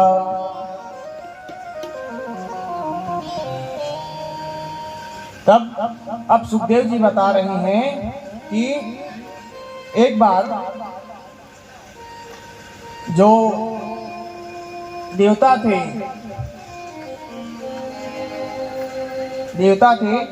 वह भगवान विष्णु ने कहा कि एक बार जो थे कि दुर्वासा ऋषि जो थे बड़े क्रोध में आए, तो ये जो देखिए दुर्वासा ऋषि जो थे वो भगवान विष्णु के पास वैकुंठ लोक में गए, और वैकुंठ लोक में जाने के बाद दर्शन करने के लिए गए और वहां जा करके भगवान का प्रणाम किया, आशीर्वाद दिए, और भगवान ने उनको पुष्पों की माला भेंट में दी। अब ये जाते जाते इनको इंद्र जी मिले। अब इंद्र जी जो थे इनको मिले, इनको प्रणाम किए, तब ये उस प्रसादी माला को इनको दे दिए प्रसाद स्वरूप में। अब इंद्र जो था उसे तो बहुत अभिमान रहता है, इंद्र को हमेशा ही अभिमान रहता है अपने पद का कि मैं इंद्र हूं, इसे अभिमान था। तो ये जो प्रसादी माला दुर्वासा ऋषि ने जो प्रसादी माला इंद्र को दी, वो इंद्र ने उस प्रसादी माला को अपने ऐरावत यानी हाथी, अपने ऐरावत, उसका हाथी का नाम ऐरावत था, उसमें ऐरावत हाथी में दे दिया। अब इसके बाद में ऐरावत हाथी को दे दिया, तब दुर्वासा ऋषि जो थे बहुत ही क्रोधित हुए, दुर्वासा ऋषि बहुत ही क्रोधित हुए। तब इसके बाद में दुर्वासा ऋषि ने वहां से छोड़ करके भाग गए। अब असुर जो घात लगाए बैठे रहते हैं, असुर फिर से स्वर्ग लोक में, सत्य लोक में आक्रमण कर दिया महाराज, हमला कर दिया, आक्रमण कर दिया। अब इसके बाद में जब आक्रमण किया तो इसके बाद जो देवता थे वो फिर कूट पीट करके भगवान विष्णु के पास गए। ये देवताओं का कुछ काम ही नहीं रहता, बस पीटते रहते हैं और भगवान के पास जाते रहते हैं। तो ये फिर पिटाई खा करके भगवान विष्णु के पास गए, तो भगवान विष्णु तो थे ही नहीं वहां पास, भगवान विष्णु नहीं थे, इसलिए भगवान विष्णु ने ही, भगवान ब्रह्मा जी भी आए हुए थे, तब भगवान ब्रह्मा जी ने भगवान विष्णु को बुलाया, और उनको बुलाते ही भगवान विष्णु से बात की कि प्रभु असुरों ने फिर से हमारा सत्य लोक को, स्वर्ग लोक को छीन लिया है। अब इसके बाद में असुर जो हैं वह सबके पद को छीन लिए हैं, ऐसा ब्रह्मा जी, देवताओं सब विष्णु जी को बता रहे हैं। अब इसके बाद विष्णु जी ने कहा कि देखो अभी असुरों का जो पावर है वो बहुत ज्यादा बढ़ा हुआ है, अभी उनसे लगना अभी उचित नहीं है, वो अभी हमें ही मार देंगे। इसलिए देखिए समुद्र मंथन होगा तो उसमें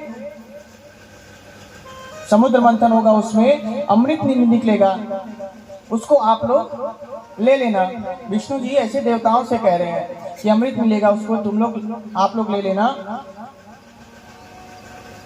और जब ये देवता बलि जी के सभा में गए, और बलि जी के सभा में जाते ही इन्होंने खाली हाथ गए थे, तो बलि जी के सभा में सब गए, तो सभी जितने भी असुर थे सब अस्त्र शस्त्र उठा करके लड़ने के लिए जाने लगे। अब जब जाने लगे तब बलि जी ने बैठाए और बोले कि ये निहत्थे आए हैं, मतलब इनका लड़ने का कोई मन नहीं है। अब इसके बाद अपना प्रस्ताव रखा कि समुद्र मंदराचल पर्वत है, उसको समुद्र मंथन करेंगे। तक्षक नाग जी को, वासुकी नाग जी को रस्सी बना करके मथेंगे।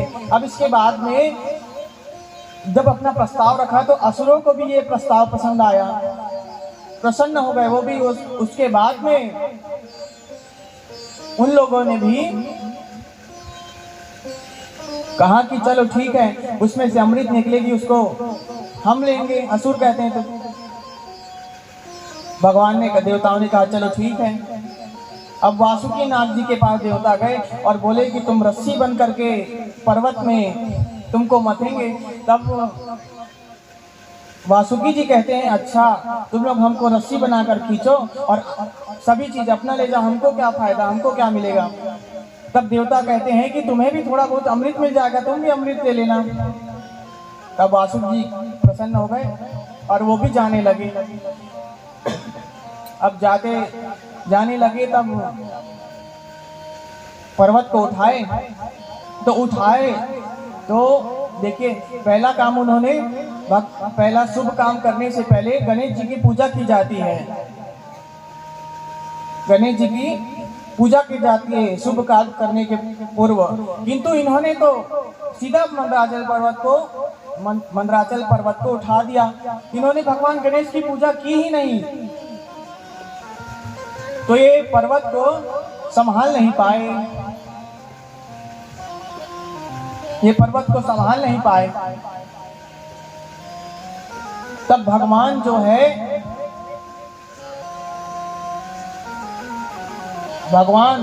अपने रथ गरुड़ पर आरूढ़ होकर के अजीत अवतार लेकर के इसको उठाने के लिए आए और इसको उठा लिया। बोलिए अजीत भगवान की जय हो।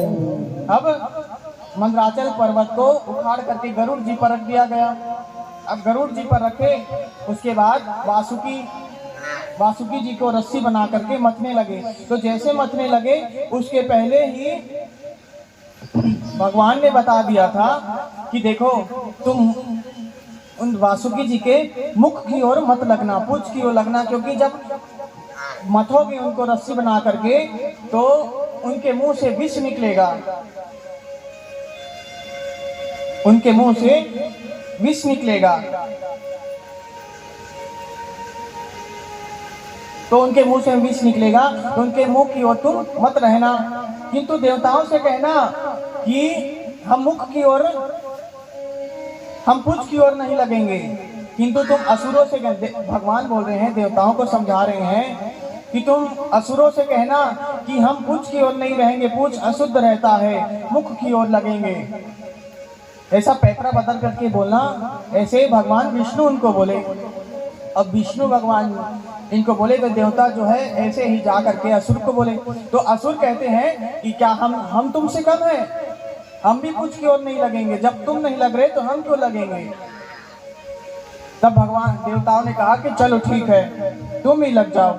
तब इसके बाद में देवता जो है पूंछ की ओर मत रहे हैं और असुर जो है मुख की ओर लगे हुए हैं। और जैसे ही मतना चालू किया वैसे ही वासुकी नाग के मुख से भयंकर विष, खोलता हुआ विष निकला। और उस विष की ऐसी भावना थी, इस विष का इतना उबल रहा था कि उसके सुगंध से, उसके धुएं से जितने भी देवता आदि है, देवता असुर जितने भी है वह सब मरने लग गए। मात्र उनके खुशबू से ही, उनके धुएं से ही वह सब मरने लग गए। तब विष को लेकर के भगवान विष्णु के पास गए और बोले कि प्रभु इसका क्या किया जाए। तब देवताओं को भगवान कहते हैं कि तुम शिव जी के पास जाओ। देखिए हम में किसी में इतनी क्षमता नहीं कि हम विष को धारण कर सकें, केवल भगवान शिव में ही इतनी क्षमता है। तब सभी लोग भगवान शिव के पास गए। विष्णु भगवान, ब्रह्मा जी, सभी देवता भगवान शिव के पास गए और वहां जा करके स्तुति कर रहे हैं। आइए क्या स्तुति कर रहे हैं, भजन के माध्यम से जानते हैं। महादेवा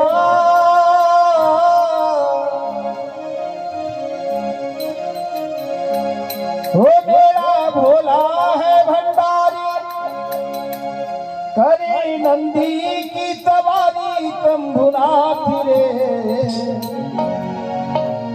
शंकर नाथ रे।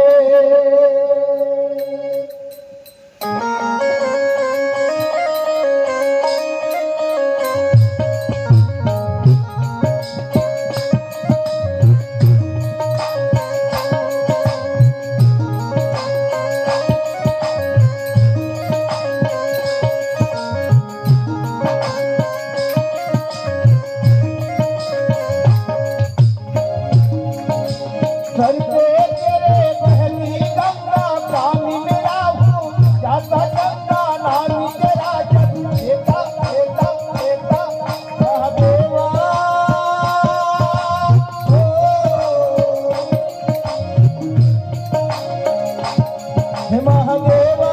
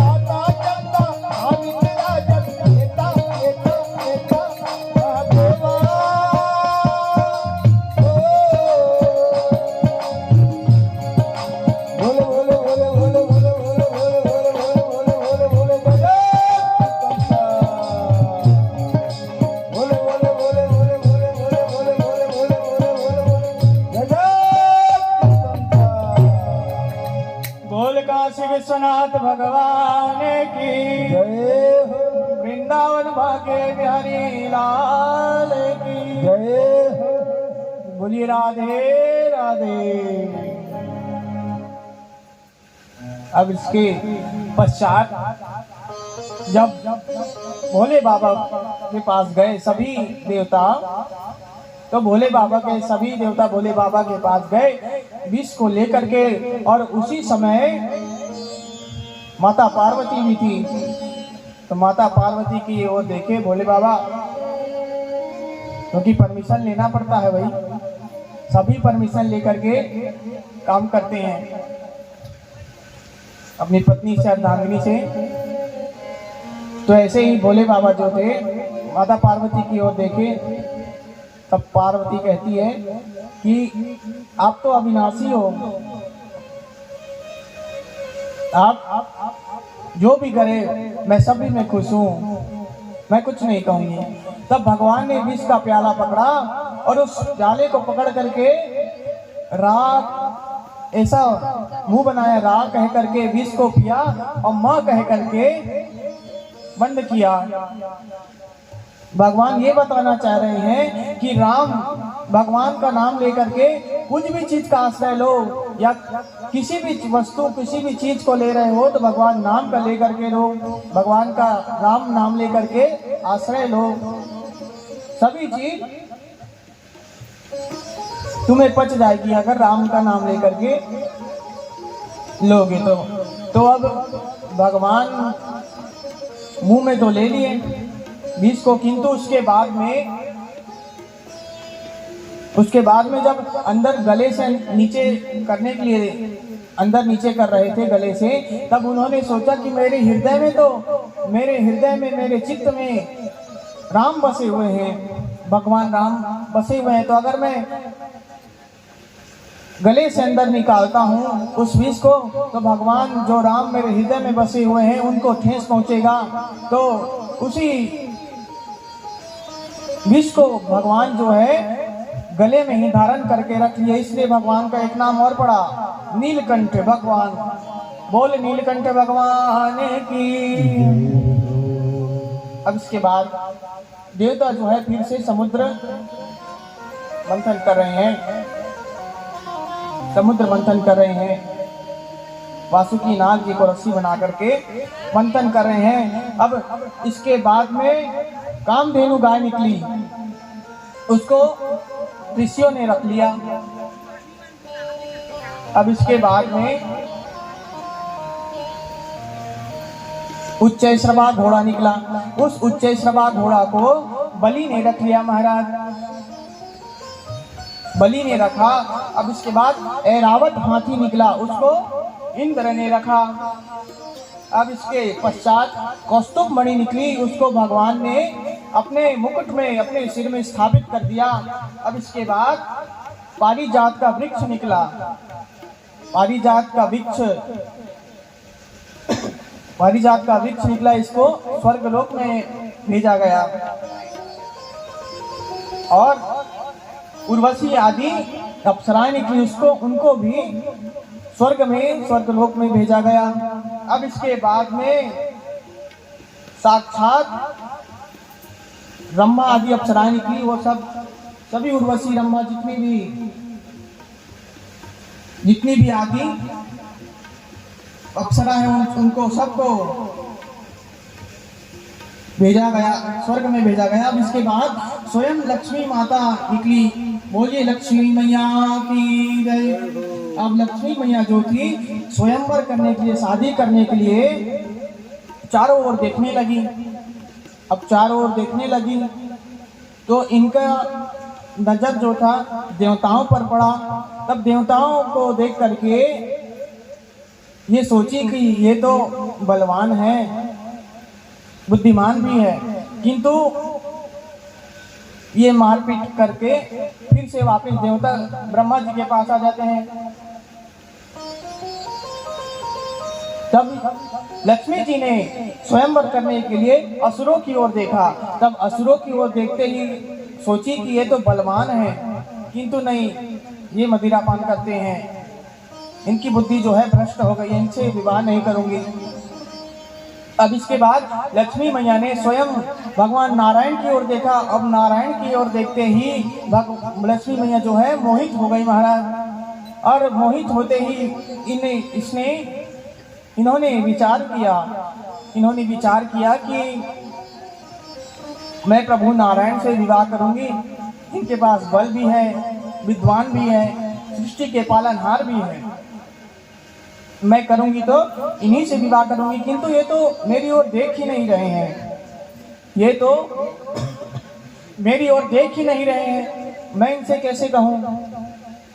तब ये जा करके वरमाला पकड़ करके सीधा नारायण भगवान के, विष्णु भगवान के जा करके सीधा वरमाला डाल दी, महाराज। अब लक्ष्मी नारायण भगवान का विवाह हो गया। बोल लक्ष्मी नारायण भगवान की जय हो। अब इसके बाद मदिरा निकला, मदिरा को जो असुर थे सारे असुर ने अपनाए, सारे असुर वारुणी मदिरा निकली, उसको असुर ने अपनाया। अब स्वयं धन्वंतरी भगवान के अंश अवतार धन्वंतरी जी अमृत का कलश लेकर के आए।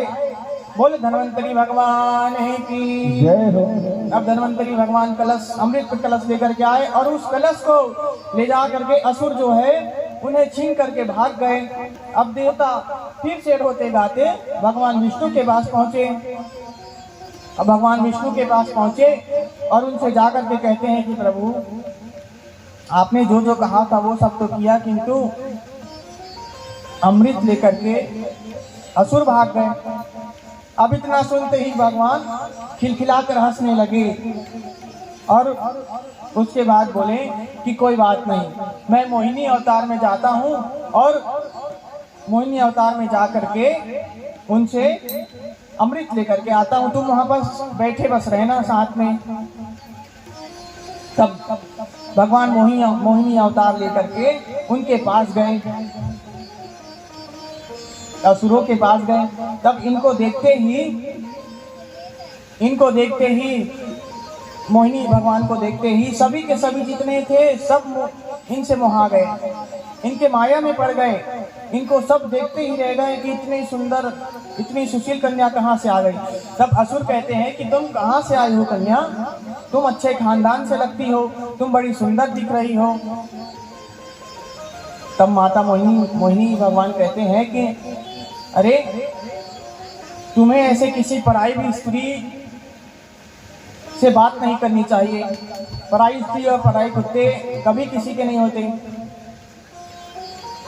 ऐसा मोहिनी भगवान बता रहे हैं। अब इसके बाद में असुर कह रहे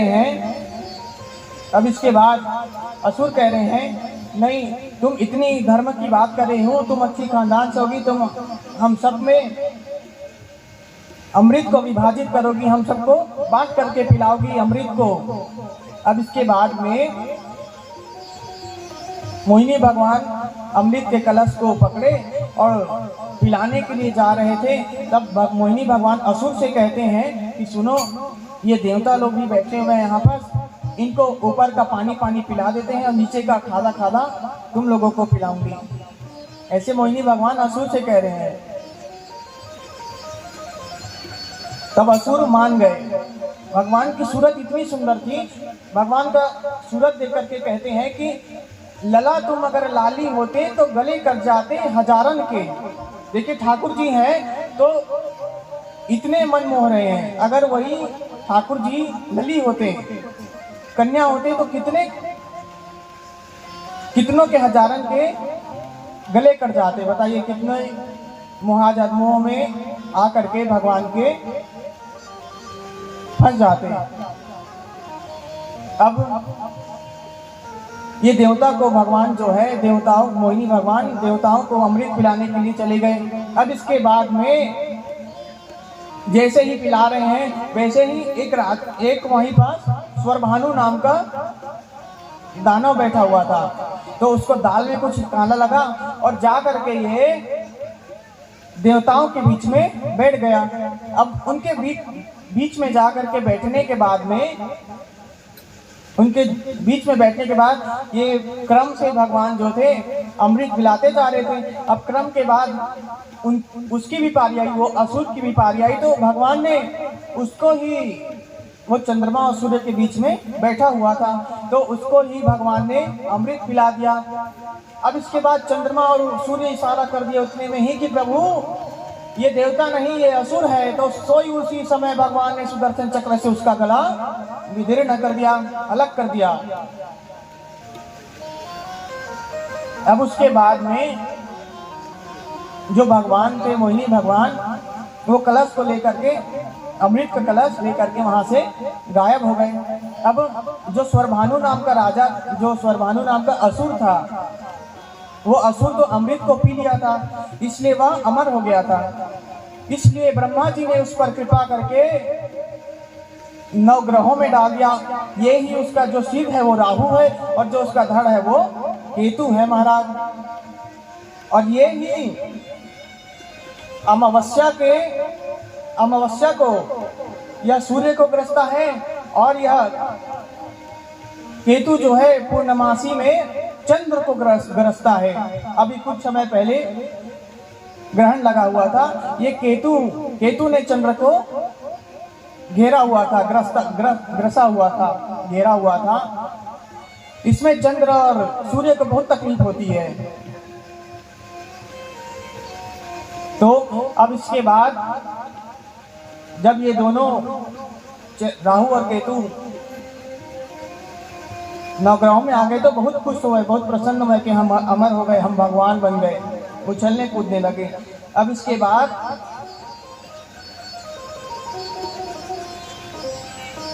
देवताओं को अमृत पिलाया गया। मोहिनी रूप लेकर के भगवान अमृत पिलाने के लिए चले गए। अब देवताओं को सबको अमृत पिलाया। तब असुर जो थे वह विचार एक दूसरे से बात कर रहे हैं कि ये मोहिनी थी, अभी कहाँ चली गई। तब एक असुर कहता है कि अरे ये मोहिनी नहीं, ये तो मोहन है। भगवान विष्णु जो है, जो वो मोहिनी रूप धारण करके आए थे और उसने हमारे अमृत के कलश को चुरा करके चले गए हैं। अब इसके बाद अमृत का कलश लेकर चले गए। तो वैसे ही देवताओं और असुरों का युद्ध हुआ। युद्ध में मारा पीटी हुई। तो देवताओं ने तो सभी ने अमृत पी लिया था, तो इनकी मृत्यु नहीं हुई, और सभी जितने भी असुर थे सबके सब मर गए, सबकी मृत्यु हो गई। तब शुक्राचार्य जी ने इनको अपने योग बल के द्वारा इन सबको फिर से जीवित किया, सबको जीवित किया। क्योंकि शुक्राचार्य देखिए असुरों के गुरु हैं, तो उन्होंने फिर से सबको जीवित किया। अब इसके बाद सुखदेव जी बता रहे हैं कि एवं सुरगणः समदेश काल हेतुर्थ कर्म मदयोपि फले विकल्पा तत्रामृतं सुरगणः फलमञ्जसापो यत्सर्म पंकज श्रेयांदयः। अब इसके बाद जब हमारे भोले बाबा को पता चला कि भगवान विष्णु जो भगवान विष्णु है वह मोहिनी अवतार लिए थे, तब उसके बाद में भोले बाबा भगवान विष्णु के पास आए और बोलने लगे कि विष्णु जी, आपने बताया नहीं कि मोहिनी अवतार लिए थे। हमने आपका हर अवतारों का दर्शन किया है, किंतु इस बार मोहिनी अवतार का हम दर्शन नहीं कर पाए। अब इतना कह रहे हैं, भोले बाबा कह रहे हैं कि हमारा तो रिकॉर्ड ही खराब हो जाएगा भाई, हमारा रिकॉर्ड खराब हो जाएगा हम अगर आपके इस मोहिनी अवतार का दर्शन नहीं करेंगे। तो हम आपके हर अवतार का दर्शन करते आ रहे हैं, हमको आपके मोहिनी अवतार का भी दर्शन करना है। तब इसके बाद इतना बोल ही रहे थे कि वहीं पास एक बगीचा था, वहाँ भगवान जो थे मोहिनी अवतार लेकर के खड़े हुए थे और मोहिनी अवतार लेकर लिए थे। तभी शंकर जी उनके पास गए और शंकर जी पूछे कि आप कौन हैं? आप दिखने में तो बड़ी सुंदर लग रही है। तब उनसे मिलने के लिए भगवान भोले बाबा उनके पीछे पीछे दौड़ने लगे और मोहिनी भगवान जो थे वो भी दौड़ने लगे। दोनों भोले बाबा मोहिनी भगवान को पकड़ने लगे और जो मोहिनी भगवान थे वो भी आगे आगे भागने लगे। अब इसके बाद अब शंकर बाबा का भोले बाबा का वहीं पास जो था तेज जो था वो चित हो गया वहीं पास। अब वो तेज जो था पृथ्वी पर गिरा तो उसी से चांदी और सोने की खदानें हुई। तब भगवान जो मोहिनी भगवान थे उसमें कृष्ण भगवान के रूप विष्णु भगवान के रूप में आए और बोले कि देखा बाबा, इसीलिए मैं मोहिनी अवतार नहीं ले रहा था। तब बाबा बोले अरे आप है। मैं तो कोई सुंदर स्त्री है, ऐसा करके मैं उनके पीछे भाग रहा था बात करने के लिए। अब आगे फाल्गुन मास की शुक्ल पक्ष की प्रतिपदा द्वादशी पर्यंत या कथा करनी, व्रत करनी चाहिए। ये सुखदेव ये अदिति जी को बता रहे हैं। अब अदिति जी को कश्यप जी बता रहे थे। उसके बाद में अब सुखदेव जी जो है वह परीक्षित जी को बता रहे हैं। इसके बाद अब शिव जी जो थे मोहिनी अवतार का दर्शन किए। अब इसके बाद शुक्राचार्य जी ने अपने योग बल के द्वारा सृष्टि, उनको असुरों की सृष्टि फिर से बनाई। असुर जो थे मर गए थे उनको जीवित किए। अब इसके बाद बलि जो थे उन्होंने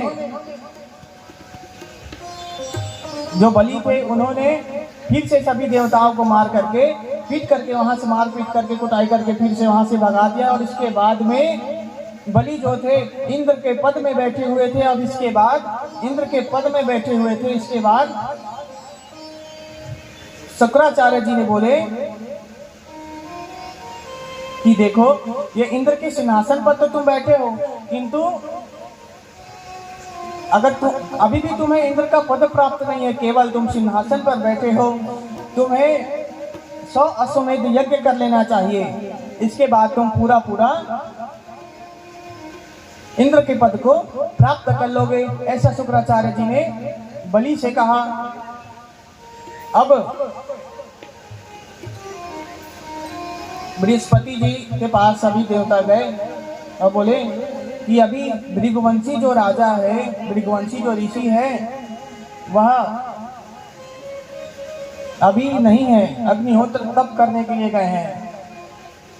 तो अभी असुरों का भी बल बढ़ा हुआ है, अभी हम कुछ नहीं कर सकते। जब देवता ब्रह्मा जी के पास गए तब ब्रह्मा जी बोले कि असुरों का बल भी अभी बढ़ा हुआ है, अभी हम भी कुछ नहीं कर सकते,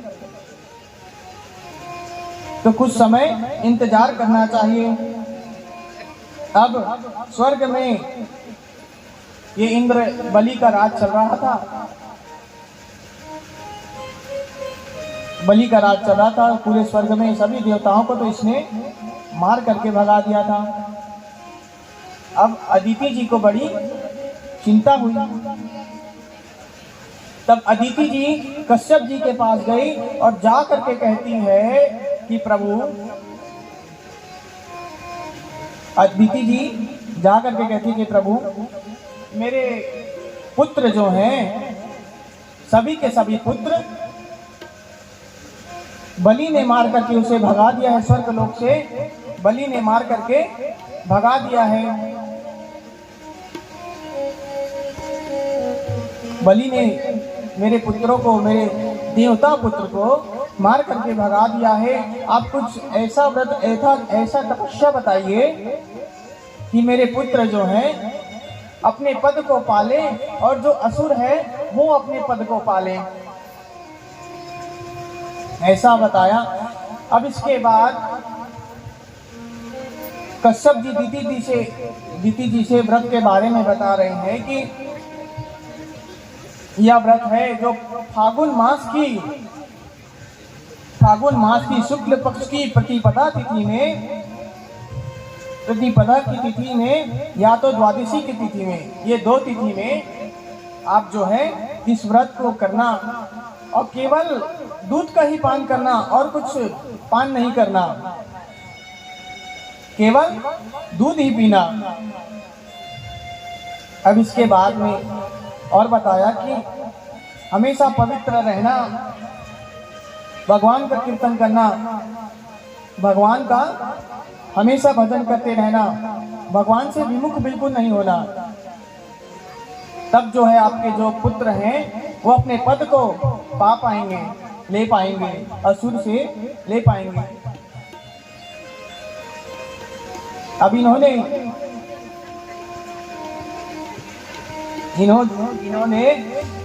उस व्रत को किया और इसके बाद में भगवान प्रसन्न हुए और भगवान प्रसन्न होकर के इनको दर्शन दिए।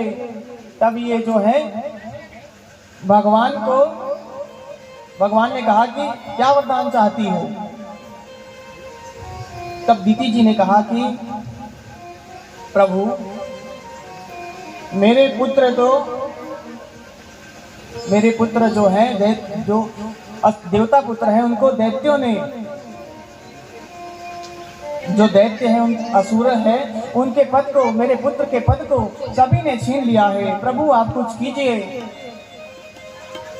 तब भगवान जो है वामन अवतार लेकर के बलि जी के पास पहुंचे। बोल वामन भगवान की। अब वामन जी 108 अंगुल के हैं और 5 वर्ष की अवस्था है और जो गंधर्व है वो दुंदुभी बजा रहे हैं और जो अप्सराएं हैं वो गा रही है। भगवान का दिव्य स्वरूप है। देखिए भगवान बटुक ब्राह्मण का धारण किए हुए हैं और स्वयं लक्ष्मी माता ने उनको कमंडलू दी हुई है और जो ब्रह्मा जी हैं उनमें यज्ञोपवीत करवाया हुआ है। जो ब्रह्मा जी हैं वो ब्रह्मा सूत्र दिए हुए हैं। अब कश्यप जी ने मेखला दी हुई। अब इसके बाद में सप्त ऋषि जो है वो आसन दिए हुए हैं और स्वयं अन्नपूर्णा मैया ने इनको भिक्षा के लिए पात्र दिया हुआ है। ऐसे चमकते हुए यहाँ आ रहे हैं। अब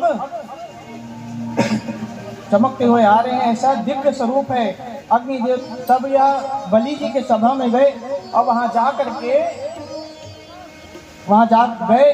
तब सभी लोग कह रहे हैं कि कहीं ये सूर्य देवता नहीं, कहीं चंद्र देवता तो नहीं, कहीं अग्नि जी तो नहीं, कहीं स्वयं शिव जी तो नहीं। ऐसा यह विचार कर रहे हैं। तब तक के वामन भगवान आए गए। तब वामन भगवान की सभी देवता स्तुति कर रहे हैं। आइए भजन के माध्यम से क्या स्तुति कर रहे हैं, हम सभी लोग ताली बजा करके आनंद लेते हैं। बोल वामन भगवान की। तेरे द्वार खड़ा भगवान,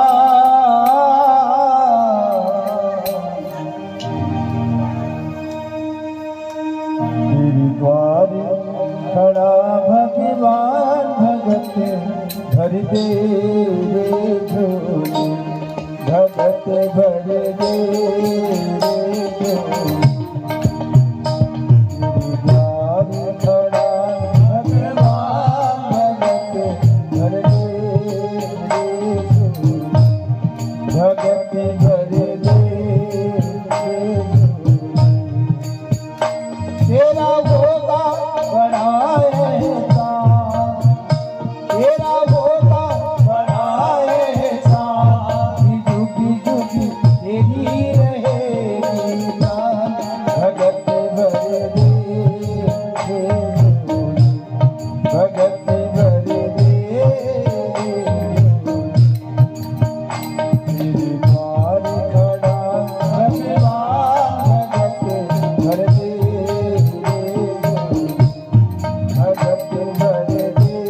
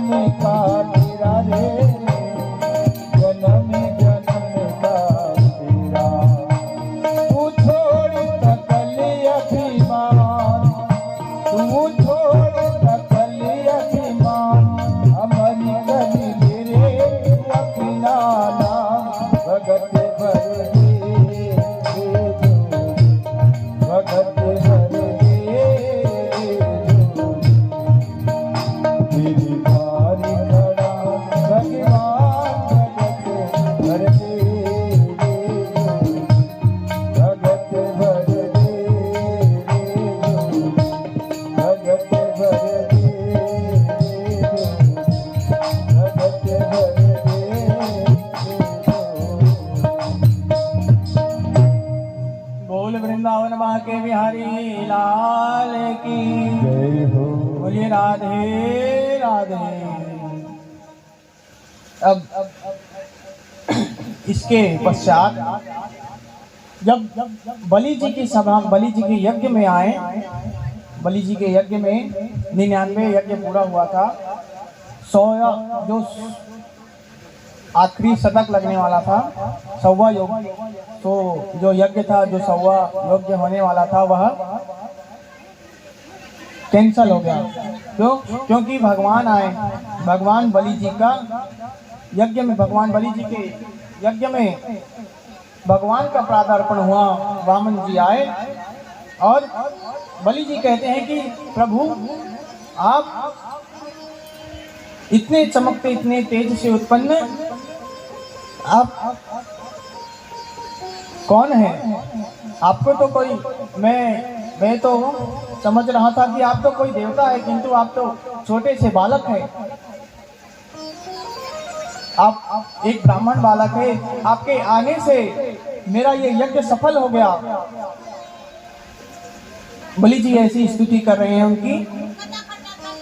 अब उसके आने के बाद, भगवान के आने के बाद कहते हैं कि प्रभु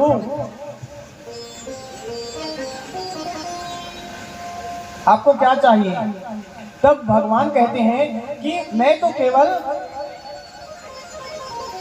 केवल 3 भूमि मांगूंगा, केवल 3 भूमि में 3 पग मात्र, 3 पग भूमि चाहिए, 3 पग भूमि चाहिए और ज्यादा कुछ नहीं चाहिए। अब इसके बाद में 3 पग भूमि चाहिए।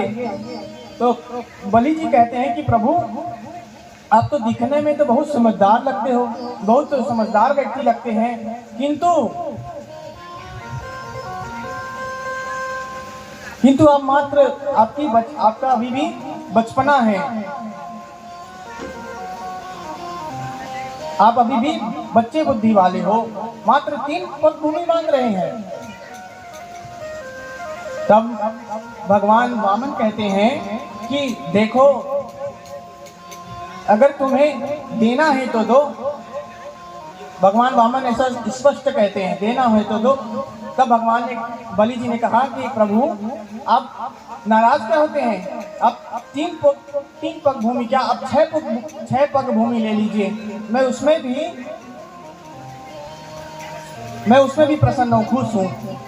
तब भगवान एक विशाल रूप धारण किए और विशाल रूप में एक पग में अतल वितल सुतल तीनों लोक नाप लिए और दूसरे में ब्रह्मलोक, स्वर्गलोक, ये सभी नाप लिए। अब तीसरे पग के लिए स्थान ही नहीं बचा। पूरे 2 पग में, पूरे के 2 पग में भगवान ने 2 पग में पूरी पृथ्वी को नाप लिया।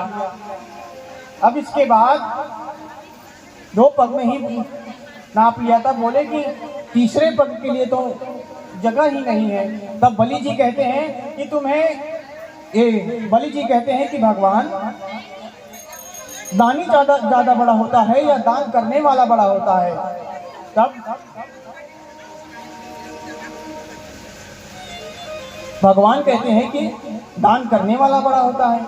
तो प्रभु अभी तो मैं बाकी हूँ, तीसरा पग जो है मेरे माथे पर रख दो। अब तीसरा पैर उनके सिर पर, माथे मस्तक पर रख दिया। अब 3 पैर रखने के बाद भगवान जो थे उनसे बहुत प्रसन्न हुए, वामन जी से बहुत प्रसन्न हो गए, बहुत ही अधिक प्रसन्न हुए और बोले कि तुम हमसे वरदान मांगो, तुमको क्या चाहिए? तुमको क्या चाहिए? वरदान मांगो। तब बलि जी कहते हैं कि प्रभु मेरे मन में तो कोई इच्छा नहीं, किंतु एक ही इच्छा है कि मेरे को रसातल में राज मिले और उसके बाद में रसातल में, देखिए रसातल में जो है, रसातल में 9 द्वार है, 90 द्वार है।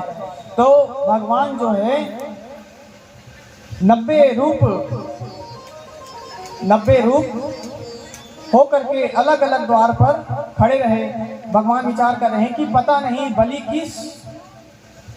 किस समय पर कौन से द्वार पर निकल जाए, इसलिए भगवान 90 द्वार है, उस 90 द्वारों में भगवान के अलग अलग भगवान विराजमान हैं।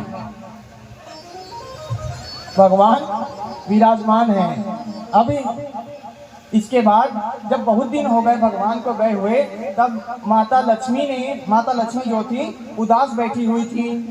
अब उदास जो बैठी हुई थी ना, तब भगवान जो थे नारद जी गए। अब नारद जी जाते ही बोले कि मैया आप इतना उदास क्यों हैं, आप उदास क्यों बैठी हुई हैं। तब नारद जी कहते हैं उदास क्यों बैठे हैं। तो उसके बाद में माता लक्ष्मी जो है कहती है कि बहुत दिन हो गए, अभी तक प्रभु दिखाई नहीं दिए, प्रभु कहाँ चले गए हैं, अभी तक दिखाई नहीं दिए। तब नारद जी ने कहा मैया प्रभु तो विष्णु जी तो रसातल में द्वार पर खड़े हुए हैं, द्वार की पहरेदारी कर रहे हैं। तब नारद जी बताए कि आप ही जाइए रक्षा सूत्र लेकर के, और रक्षा सूत्र लेकर के अभी श्रावण मास की पूर्णिमा आ रही है, उसमें रक्षा सूत्र लेकर के जाइए और उनको रक्षा सूत्र बांधिए, और जब दक्षिणा मांगे तो दक्षिणा के रूप में आप द्वार पार भगवान को मांग लेना। तब उसी समय मैया भेष बदल करके तुरंत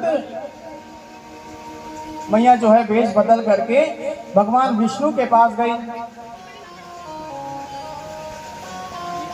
अब भगवान विष्णु के पास जाकर के बलि जी के पास गई, और बलि जी के जा करके उनके हाथ में राखी बांधी। और जब बलि ने कहा कि बहना आपको क्या दक्षिणा चाहिए, तब दक्षिणा में मैया ने, लक्ष्मी माता ने कहती है कि आपके द्वार पार बहुत अच्छे लग रहे हैं, हमें तो वही चाहिए। तब बलि जी बोले अच्छा कि विष्णु जी वामन रूप में अवतार लेकर के हमें ठगने के लिए आए थे, और मैया को देखिए लक्ष्मी मैया वेश बदल करके ये भी हमें को ठगने के लिए आई है। तब भगवान बलि जी बहुत प्रसन्न हुए, और प्रसन्न होकर के दक्षिणा के रूप में उन दोनों को, लक्ष्मी मैया को ठाकुर जी विष्णु जी के रूप में दे दिए महाराज। अब बलि जी बहुत उदास हो गए। क्यों? क्योंकि उदास हुए इसलिए क्योंकि भगवान आप मेरे को छोड़ करके जा रहे हो। तब भगवान कहते हैं अरे उदास क्यों होते हो तुम, उदास क्यों होते हो। एक रूप में मैं माता लक्ष्मी जी के साथ पास रहूंगा, और एक रूप में मैं दूसरे रूप में तुम्हारे पास रहूंगा। तुम चिंता क्यों करते हो, मैं दोनों के साथ ही रहूंगा।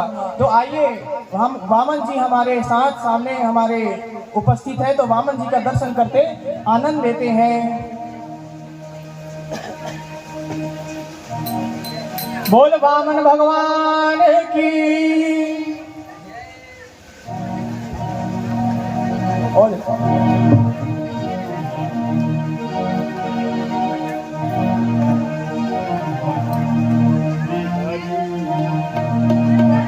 बिहारी तोरे नैना रे कैते जादू डारे।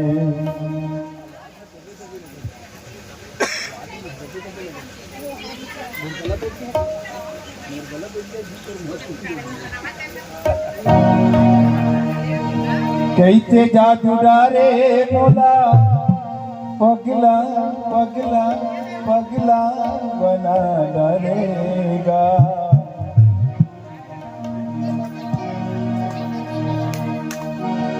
कैते जादू डारे मोला पगला बना डालेगा। बिहारी तोरे नैना कैते जादू बिहारी तोरे नैना कैते जादू कैते जादू डारे मोला पगला बना डालेगा। कैते जादू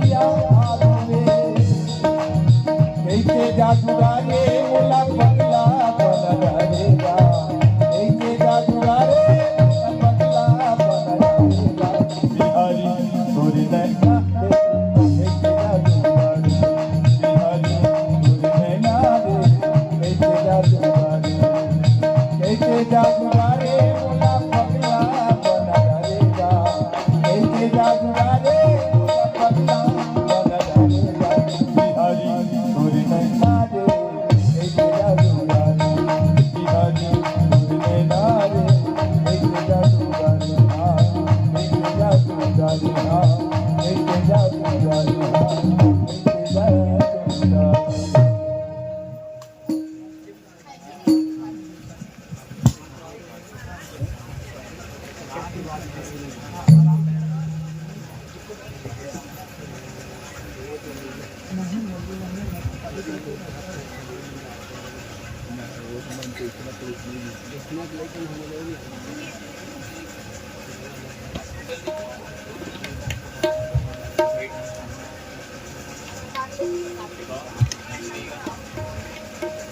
जिनको जिनको वामन भगवान का पूजन करना है वो सब सामने आकर के पूजन कर ले।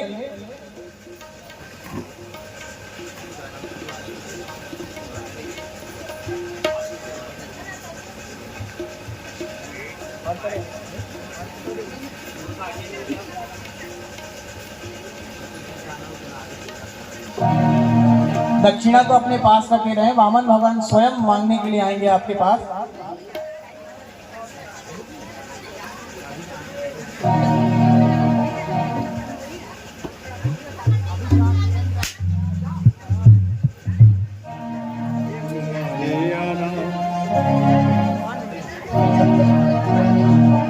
तू माने आना तू माने आना माने दिलदारा तू माने आना माने दिलदारा तू माने आना माने माने माने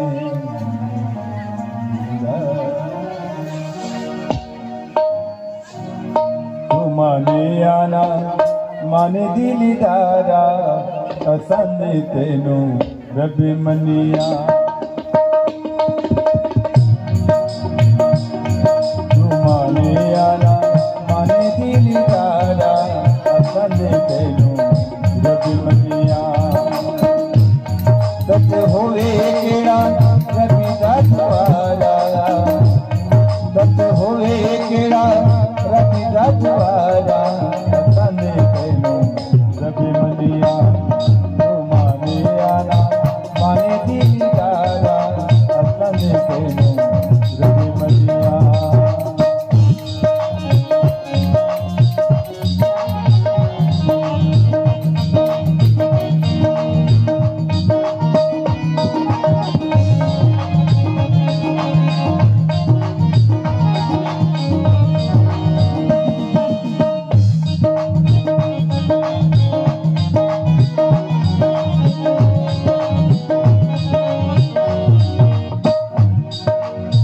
तुझी भी जीना कहता जीना तेरी चौखट मेरा मदीना तुझी भी जीना कहता जीना तेरी चौखट मेरा मदीना कहीं और ना सजदा गवारा कहीं और ना सजदा गवारा पसंद तेनू रबी मनिया तू माने आना माने दिलदारा पसंद तेनू रबी मनिया।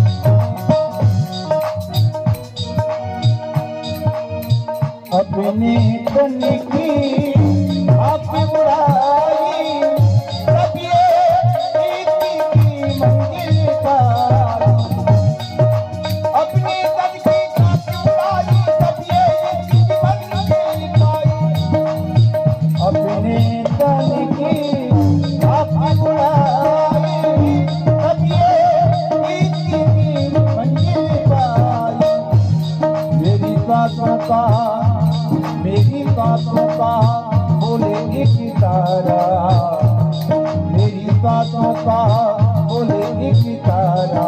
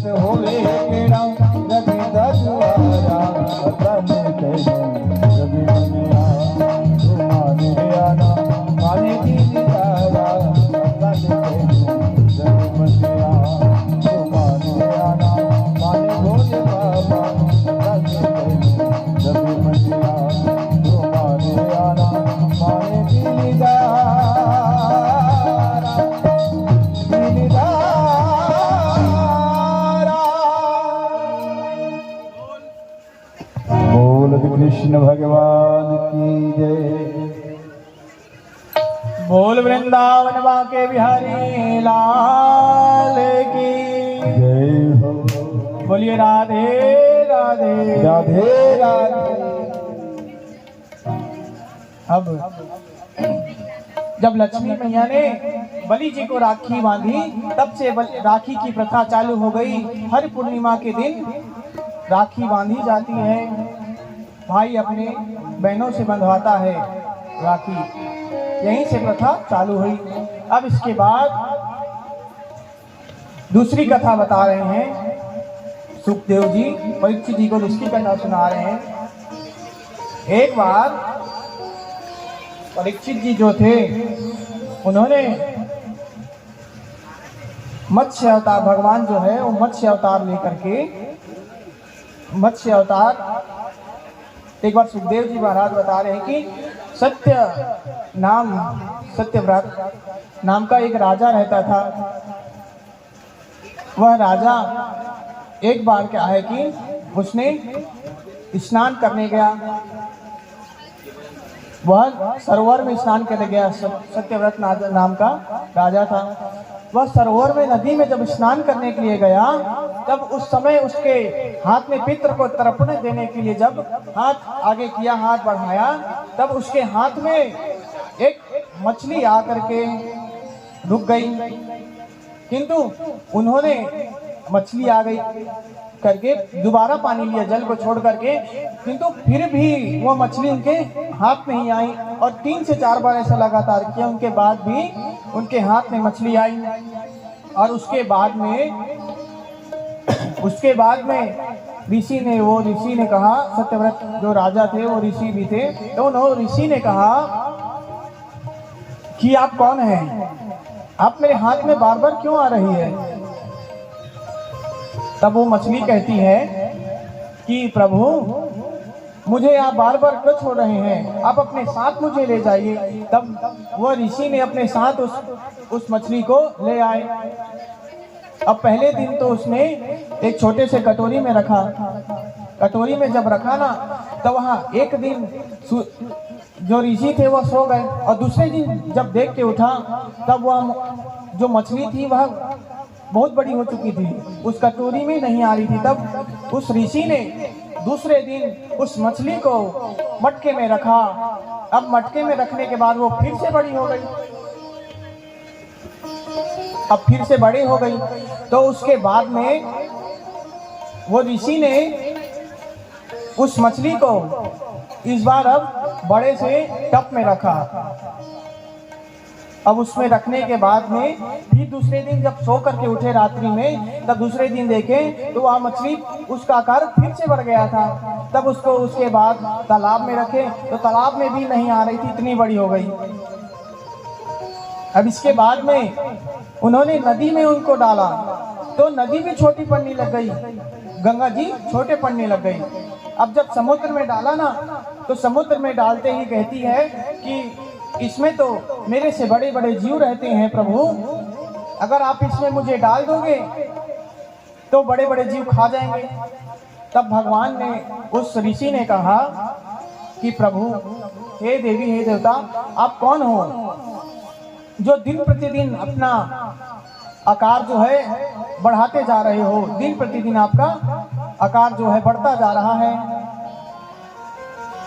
अब इसके बाद वह ऋषि जो है वह ऐसा उनसे पूछते हैं, तो वो मछली कहती है कि मैं भगवान विष्णु हूँ, ये मेरा मत्स्य अवतार है। बोलिए मत्स्य भगवान की जय। अब मत्स्य जी आगे बता रहे हैं कि आज से 5वें दिन नैमित्तिक प्रलय आएगा, और उस प्रलय में तुम सब ऋषि आने की, तुम 7 ऋषि जो हो, तुम्हारे जो मित्र बाकी 6 जो ऋषि है, उनको लेकर के तुम एक नाव में बैठ जाना। प्रलय आएगा, चारों ओर जल ही जल होंगे, चारों ओर जल ही जल होगी और कुछ नहीं रहेगा। तो मैं तुम्हारे लिए नाव भेजूंगा, तो तुम उसमें सप्त ऋषि सातों के सातों ऋषि बैठना, और जब तक के प्रलय का ये पानी जब तक के नाश नहीं होगा, जब तक खत्म नहीं होगा, तब तक वासुकी जी को रस्सी बना करके मेरे पीठ पर एक सिंह है उसमें बांध देना, और रस्सी को वासुकी जी को रस्सी बना करके पकड़े रहना। अब भगवान ने ऐसा कहा। तब 5वें दिन आते ही प्रलय आ गया, चारों ओर जल ही जल हो गए, और उस जल में जो ऋषि थे, जो राजा थे, उनके पास एक नाव आई। तो नाव में मनु जी आदि सभी ऋषि बैठे, सभी महात्मा जो थे वो बैठे। अब बैठ करके वहीं पास अब मत्स्य भगवान आए, वहीं पास मत्स्य भगवान आए, और मत्स्य भगवान को देखते ही वासुकी नाग जो है उनके पीठ के सिंग पर बंध गया। अब इधर नाव में वासुकी नाग को रस्सी बना करके जो सप्त ऋषि थे वो पकड़े हुए थे। अब इसके बाद में जो भगवान मत्स्य है वह इनको जब तक प्रलय चलता रहा, जब तक जल रहा तब तक के घुमाते रहे, और जब प्रलय खत्म हुआ तब इनको इनके स्थान पर छोड़ दिए, इनके स्थान पर छोड़ दिए। तो भगवान मत्स्य अवतार लेकर के इन सप्त ऋषियों की जान बचाई। बोलिए मत्स्य भगवान की जय। अब इसके बाद ब्रह्मा जी, एक दिन ब्रह्मा जी की रात्रि थी, ब्रह्मा जी नींद में थे, और उस दिन हैग्रीव नाम का असुर था, वह वेदांत आदि को चुरा करके लेकर के जा रहा था। अब इसको चुरा कर लेकर जा रहा था, तब भगवान हैग्रीव के लिए हैग्रीव अवतार लिए, और भगवान हैग्रीव ने उस हैग्रीव नामक असुर का वहीं पास वध कर दिया, उसका गोविंदाय नमो नमः हो गया। बोल हैग्रीव भगवान की जय। अब इसके बाद और उस जो चोर ने उस जो वेदांत को चुरा करके ले गए थे उसे भगवान ने मुक्ति दिलाई, ब्रह्मा जी के पास रखी। अब इसी कथा में आइए हम सभी लोग कृष्ण जन्म की ओर चलते हैं। अब सुखदेव जी महाराज जो है आगे की कथा बता रहे हैं कि राजर्षि सत्तम तुम्हारी संपर्क व्यसित ये संसार में एक बार बहुत ज्यादा ही एक राजा के प्रति, एक राजा जो था वो बहुत अधर्मी राजा था, इसलिए पूरा संसार में अधर्म फैल गया था, अधर्म फैला हुआ था। तब क्षत्रिय असुरों ने अत्याचार फैला हुआ था। तब उसी समय भगवान ने सभी देवता जो है भगवान के पास गए। अब भगवान के पास जाते ही विष्णु भगवान के पास गए, तो विष्णु भगवान तो थे ही नहीं, तो सभी देवता जो है शिव भगवान के पास गए, भोले बाबा के पास गए, और उनके पास जाते ही कहने लगे कि प्रभु विष्णु जी कहीं दिख नहीं रहे, कहाँ चले गए। तब शिव जी कहते हैं हरि व्यापक सर्वत्र समाना, प्रेम ते प्रकट भई मैं जाना। भगवान कहते हैं कि भगवान को प्रेम से भजो, भगवान हर जगह में, हर सर्वत्र स्थान पर, सभी जगह पर विराजमान हो जाएंगे। आप कहीं भी भगवान को प्रेम से भजिए, हृदय से भजिए, चित्त से भजिए, भगवान कहीं भी विराजमान हो जाएंगे, कहीं भी विराजमान हो जाएंगे। तब देवताओं ने, सभी देवता मिलकर के पुरुष सूक्त के माध्यम से बता रहे हैं, बुला रहे हैं भगवान को, पुरुष सूक्त के माध्यम से बुला रहे हैं, कह रहे हैं सहस्त्र शीर्षा पुरुषा सहस्त्राक्षा सहस्त्रपाद स भूमिं सर्वतो स्थित्वा तात्त्वनिष्ठानुभागवता। भगवान कह रहे हैं, देवता सभी भगवान को प्रेम में आकर के बुला रहे हैं। तब भगवान ने गगन गीरा जी के माध्यम से बताया कि पृथ्वी पर अधर्म बहुत बढ़ गया है और सभी देवता अपने अपने अंश अवतार लेकर के पृथ्वी के भार को उतारने के लिए जाओ। तभी शेष जी कहते हैं कि मैं भी यदुवंश वसुदेव जी के पुत्र के रूप में अवतीर्ण होगा और पृथ्वी का भार उतारूंगा। बोलिए शेष जी महाराज की। अब सभी देवता जो है यदुवंश में अवतीर्ण होने लग गए। सभी देवता जो है अवतीर्ण होने लग गए। अब ऐसे ही करते करते जो है मथुरा में कंस का बहुत आतंक फैला हुआ था। सभी तरफ कंस की थू थू हो रही थी। तब उसी समय कंस ने कह दिया, अरे मेरी तो सभी जगह थू थू हो रही है, कोई मुझे पसंद नहीं करता है।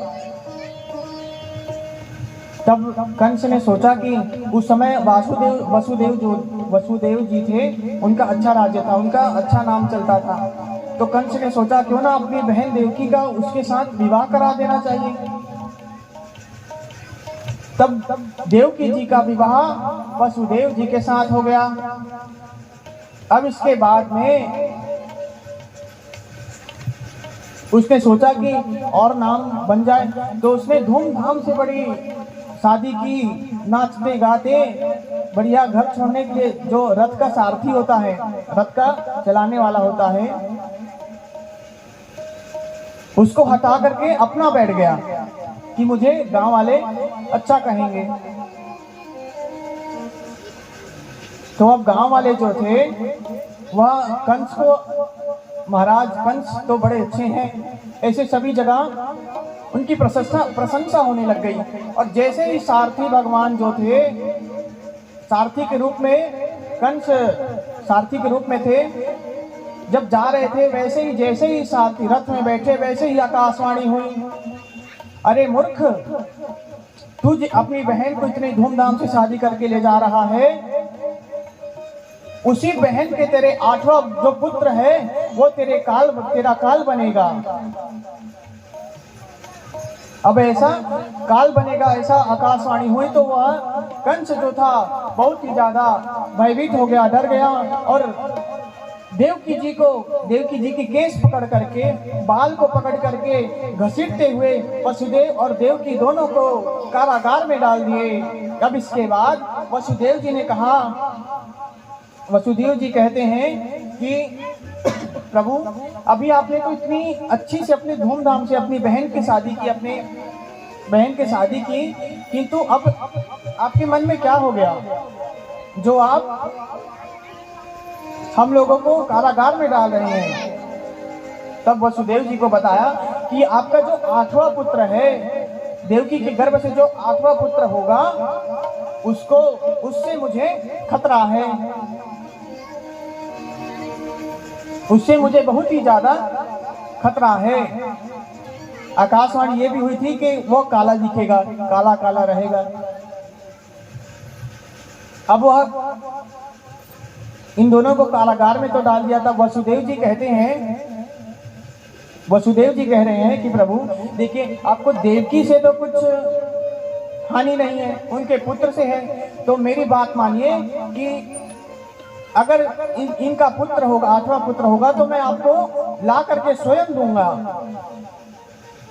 तब भगवान जो है, भगवान की ऐसी माया है कि वसुदेव जी स्वयं कह रहे हैं कि मैं खुद ला करके स्वयं दूंगा, आपके हाथ में दूंगा। तब कंस मान गया, क्योंकि कंस जानता था कि वसुदेव जी कभी असत्य नहीं बोलते, झूठ नहीं बोलते। तो इसने ला करके दूंगा ऐसा कहा। तब जो वसुदेव जी थे अपने महल को चले गए। अब इसके बाद में महल को गए महल में जाने के बाद थोड़े दिन पश्चात प्रथम पुत्र हुआ। उनका नाम कीर्तिमान था। अब इनको ले जा करके वसुदेव जी ने इनको ले जा करके कंस के हाथ में दे दिया महाराज। और कंस के हाथ में देने में ये जो छोटा सा बच्चा है, इसे देख करके कंस के शोक आ गया, उसके मन में भावना आ गई, शोक आ गया, तो उसने उसको नहीं मारा। कंस कहता है कि ये तो प्रथम पुत्र है, देवकी के गर्भ के 8वें पुत्र में हमें हानि है, किंतु ये तो पहला है, इसे ले जाओ, इससे मुझे कोई हानि नहीं है। अब इसके बाद थोड़े देर बाद नारद जी उनके यहाँ आए और नारद जी आकर के कहते हैं, कंस तुम कितने मूर्ख हो। तब नारद जी उनका पूजन किए, प्रणाम किए और कहते हैं कि प्रभु आप ऐसा क्यों बोल रहे हैं, मैंने तो मूर्खता वाला कोई काम ही नहीं किया। तब नारद जी कह रहे हैं कि तुमने जो प्रथम पुत्र को वापिस दे दिया, वसुदेव के प्रथम पुत्र को वापिस दे दिया, तुमने क्यों नहीं मारा, उसकी मृत्यु तुमने क्यों नहीं की। तब कंस कहता है कि प्रभु मुझे तो उसके 8वें पुत्र से हानि है, ये तो पहला पुत्र था, बेचारा गोरा था, काला भी नहीं था। तब कंस कहता है, अरे मूर्ख, तू देवताओं का खेल को तू नहीं जान पाता, देवताओं जो खेलते हैं उसको तू नहीं जानता। देवता जो है 8 को 1 बना देंगे और 1 को 8 बना देंगे। अब नारद जी देखिए उनको दृष्टांत देकर के समझा रहे हैं, कमल का फूल पकड़े, उसमें 8 पत्तियां बस छोड़ी, बाकी सब उखाड़ लिए। तो 8 पत्तियां में अपना गिने, शुरू से लेकर के 8 तक के, 1 2 3 4 ऐसे अपने शुरू से लेकर के 8 तक अपना गिने। अब उसके बाद में जहां नारद जी का 8 खत्म हुआ, वहां से कंस को 1 नंबर से 1 2 3 4 वहीं से जहां से इनका खत्म हुआ वहीं से उनको शुरू करवाई। तब नारद जी कहते हैं, देखा जिसको मैंने 8 पढ़ा वो तुम्हारे 1 में आया, तुम देवताओं का खेल नहीं जानते। तब यह इनकी कंस की जो है बुद्धि सरकी और जा करके यहाँ वसुदेव जी को जा करके कारागार में डाल दिया और उनके पहले पुत्र को कीर्तिमान को पटक करके मार दिया वहीं पास महाराज। उनकी मृत्यु हो गई वहीं पास और उसके बाद में कारागार में वो दोनों को डाल दिए। अब भगवान शेष जी जो है इनके गर्भ में है, देवकी जी के गर्भ में है। अब देवकी जी के गर्भ में शेष जी है, तो भगवान कृष्ण सोचे कि ये शेष जी है और इन्होंने जन्म लिया और तब जन्म लेते ही जन्म लिया और जन्म लेने के बाद में इन्होंने जब कंस इन्हें मारना चाहेगा और ये जो भगवान है, भगवान जो है शेष जी, उन्होंने एक पुंस्कार मारा कि वहीं पास इसका राम नाम सत्य हो जाएगा। कृष्ण जी विचार कर रहे हैं कि कंस वध पहले हो जाएगा और कृष्ण जन्म बाद में हो जाएगा, इसलिए ठाकुर जी जो हैं उनको रोहिणी जी के गर्भ में माया देवी के द्वारा रोहिणी जी के गर्भ में डाले महाराज। और इसके बाद में अब भाद्र शुक्ल पक्ष की षष्ठी तिथि पर अष्टम गर्भ के अब देवकी जी के गर्भ में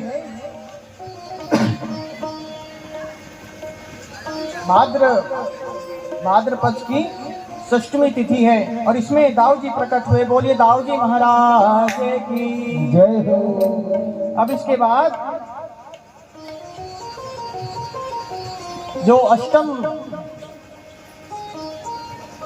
देखिए भगवान का जन्म होने वाला है, 7 पुत्र को कंस ने मार डाला, अब 8वां जो है भगवान जन्म लेने वाले हैं, भगवान का जन्म होने वाला है। तब देखिए पृथ्वी कितनी जगमगा रही है, भगवान के जन्म के लिए कितनी प्रसन्न हो रही है, कितनी खुश हो रही है। जो सरोवर बिल्कुल, जो नदियां बिल्कुल सूखी रहती थी, वह सरोवर आज भरी हुई है, सरोवर आज भरी हुई है। और जी देखिए इतनी भाद्रपद का माह है, इतनी वर्षा होती है, मटमैला पानी रहता है, किंतु वह पानी जो है इतनी चमक रही है भगवान के जन्म के आनंद लेने के लिए, बहुत ही आनंद ले रही है। पृथ्वी जो है बहुत आनंद ले रही है, जिसमें भाद्रपद के महीने में जो सरोवर है उसके नीचे जो तल है उसका, वो मटमैला गंदा धूल धूल रहता है, वह ऐसी चमक रही है आज कि ऐसी चमक रही है कि उसमें कोई मणि लगी हो, उसमें मणि से सजाया जाए, इतनी चमक रही है। और कमल जो है रात्रि में खिल गए, कमल जबकि सूर्य भगवान के प्रकाश से खिलते हैं, और देखिए जो प्रकाश से खिलते हैं सूर्य भगवान के, वो रात्रि में खिल गए, क्योंकि लक्ष्मी जी को कमल, लक्ष्मी जी निवास में कमल करती है, और भगवान तो कमलकांत है, कमलाकांत है, भगवान जो है कमलाकांत है। और अब इसके बाद सभी जगह वायु सुगंधित इत्रों की तरह सुगंधित वायु चल रही है। अब इसके बाद जो पेड़ को काट करके जो फेंक दिए गए थे, वो भी पेड़, उसमें भी पुष्प फल आदि उग रहे हैं। बताइए, देखिए भगवान की इतनी महिमा है कि भगवान के लिए जो पुष्प वाला जो पेड़ था उसे काट करके फेंक दिए थे, वो भी आज भगवान के लिए अपने आप खिल गई है। उसमें ना कोई किसी ने पानी डाला है और ना ही किसी ने सेवा की है, वो भी खिल गया। अब भाद्रपद का महीना है, कृष्ण पक्ष की जन्माष्टमी तिथि है, अष्टमी तिथि है। अब रोहिणी नक्षत्र है और रात्रि के 12 बजे महाराज पूर्व से चंद्र उदय हो रहा है और भगवान का जन्म हो गया। बोल कृष्ण कन्हैया लाल की जय हो। अद्भुत बालक के रूप में प्रकट हुए हैं भगवान, जो है अद्भुत बालक के रूप में प्रकट हुए हैं। और प्रकट होते ही देखिए बालक जो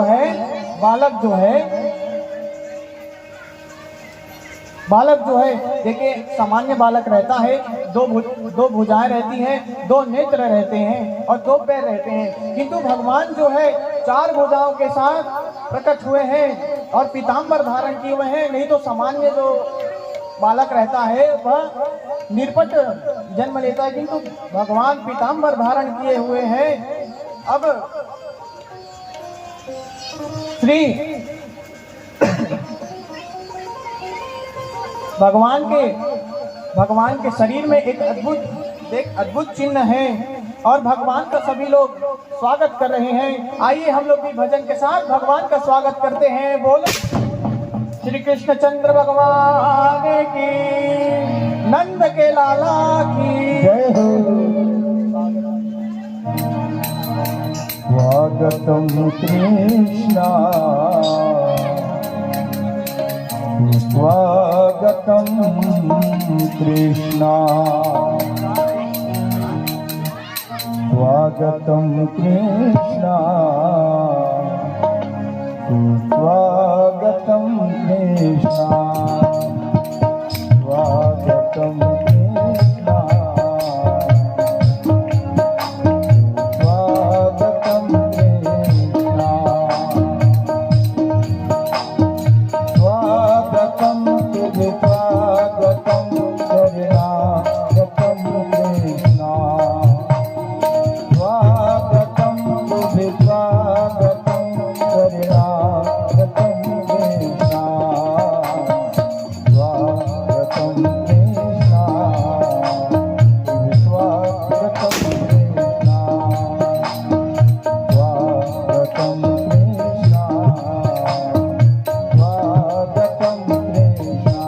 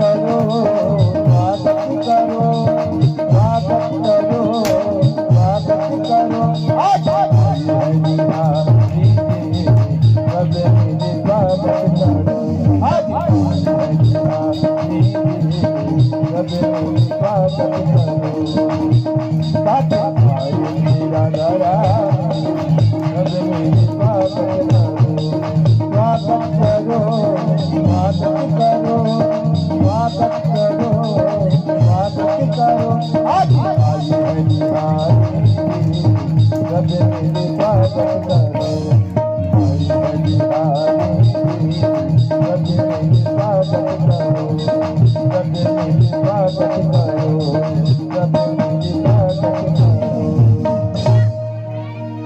हे आनंद उमंग भयो,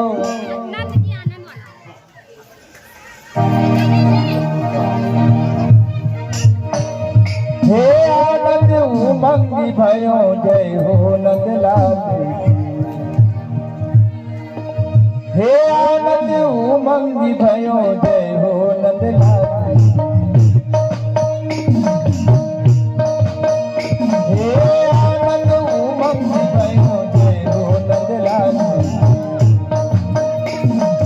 नंद घर आनंद भयो, जय हो नंदलाल की। नंद घर आनंद भयो, जय हो गजबे आनंद भयो, जय हो नंदलाल की। जय हो नंदलाल की, जय यशोदा लाल की। जय हो नंदलाल की, जय यशोदा लाल की। हाथी घोड़ा पाल की, जय यशोदा लाल की। हाथी घोड़ा पाल की, जय यशोदा लाल की। आनंद उमंग भयो, जय हो नंदलाल की।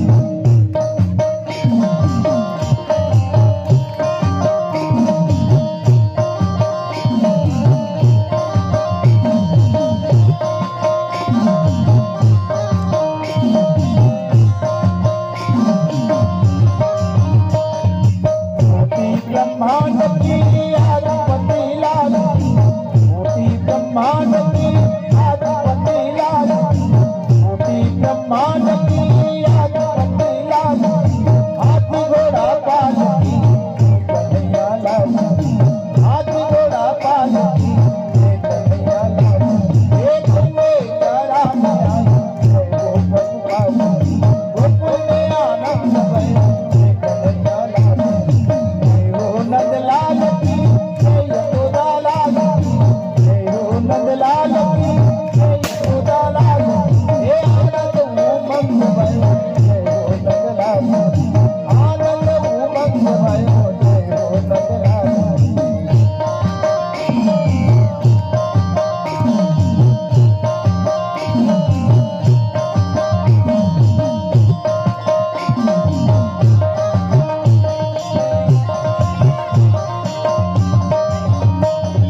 पूनम की चांद जैसे,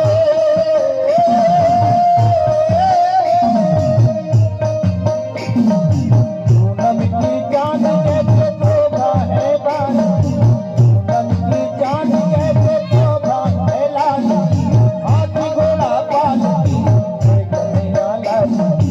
हाथी घोड़ा पाल की, जय कन्हैया लाल की। गजबे आनंद भयो, जय यशोदा लाल की। गजबे आनंद भयो, जय यशोदा लाल की।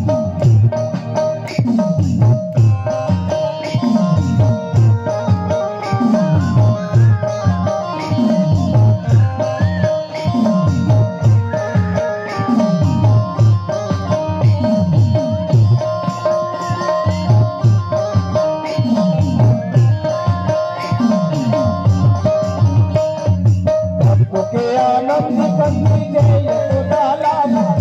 भक्तों के आनंद कंदी, जय यशोदा लाल। हाथी घोड़ा पाल की, जय कन्हैया लाल की। हाथी घोड़ा पाल की, जय कन्हैया लाल की। गजबे आनंद भयो, जय कन्हैया लाल की। गजबे आनंद भयो, जय कन्हैया लाल की। हे आनंद उमंग भयो, जय कन्हैया लाल की। नंद घर आनंद भयो, जय कन्हैया लाल की। गजबे आनंद भयो, जय कन्हैया लाल की। जय हो नंदलाल की, जय यशोदा लाल की।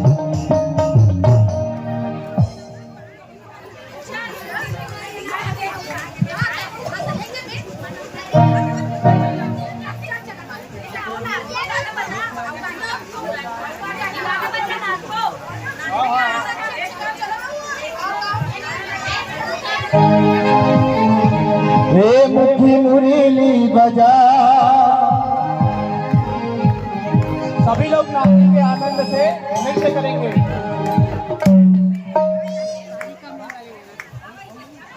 ये मुखी मुरली बजा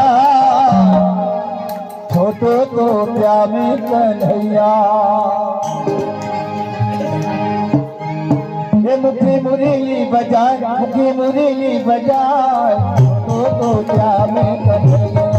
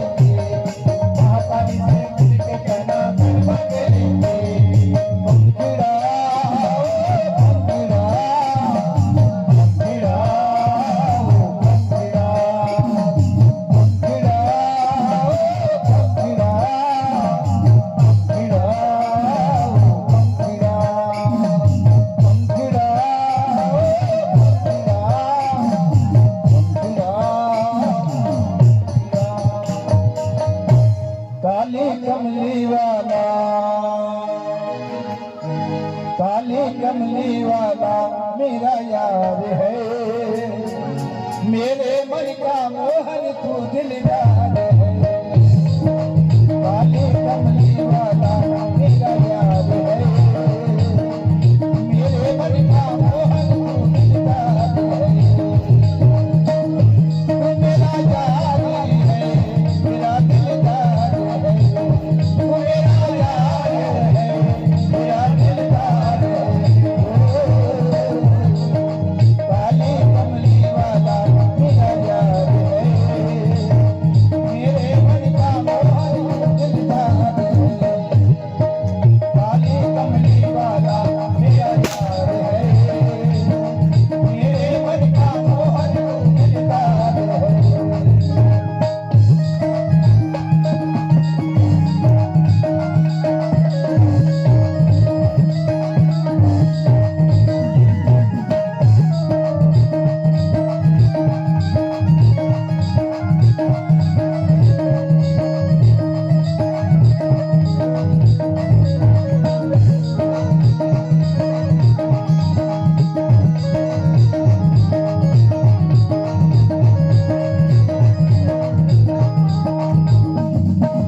मनमोहन में तेरा दीवाना, गाँव बतिया यही कराना, गाँव बतिया यही कराना, गाँव बतिया यही कराना। मनमोहन में तेरा दीवाना, गाँव बतिया यही कराना, गाँव बतिया यही कराना। जान तलो में मेरा सरकार है, जान तलो में मेरा सरकार है, मेरे मन का मोहन दिलदार है, काली कमली काली काली कमली काली कमली वाला मेरा यार है, मेरे मन का मोहन दिलदार है, मेरे मन का मोहन दिलदार है, मेरे मन का मोहन दिलदार है, मेरे मन का मोहन दिलदार है। बोल वृंदावन बाके बिहारी लाल की।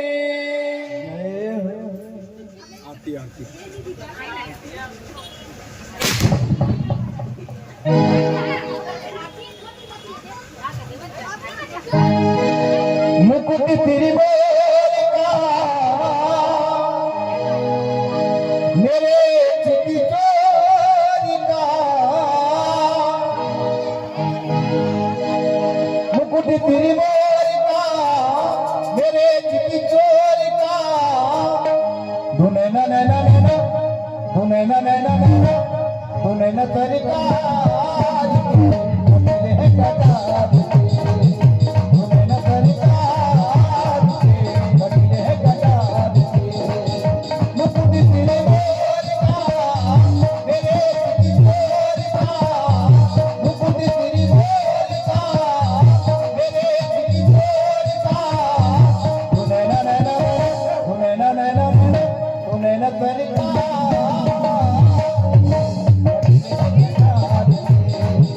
धुने न सरकार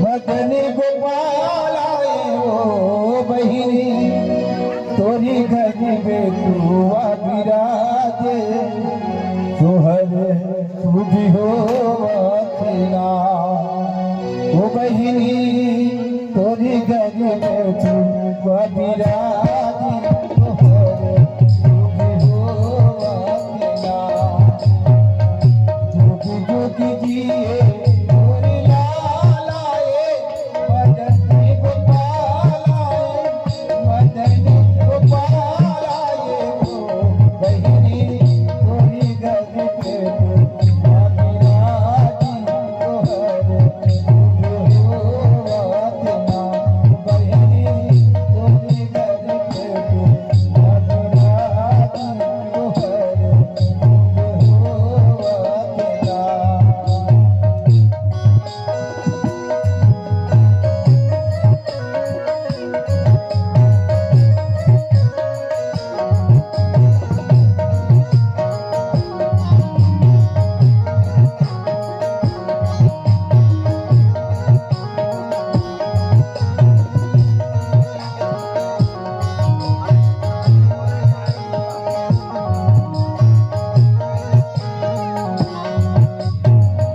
कोने घड़ी राम कौने घड़ी मन कौने घड़ी मन हो बहिनी कोने घड़ी झड़ दुआले तोहरे तुझ हो तेना बहिनी कोने घड़ी झड़ दुआले तोहरे तुझ हो तेना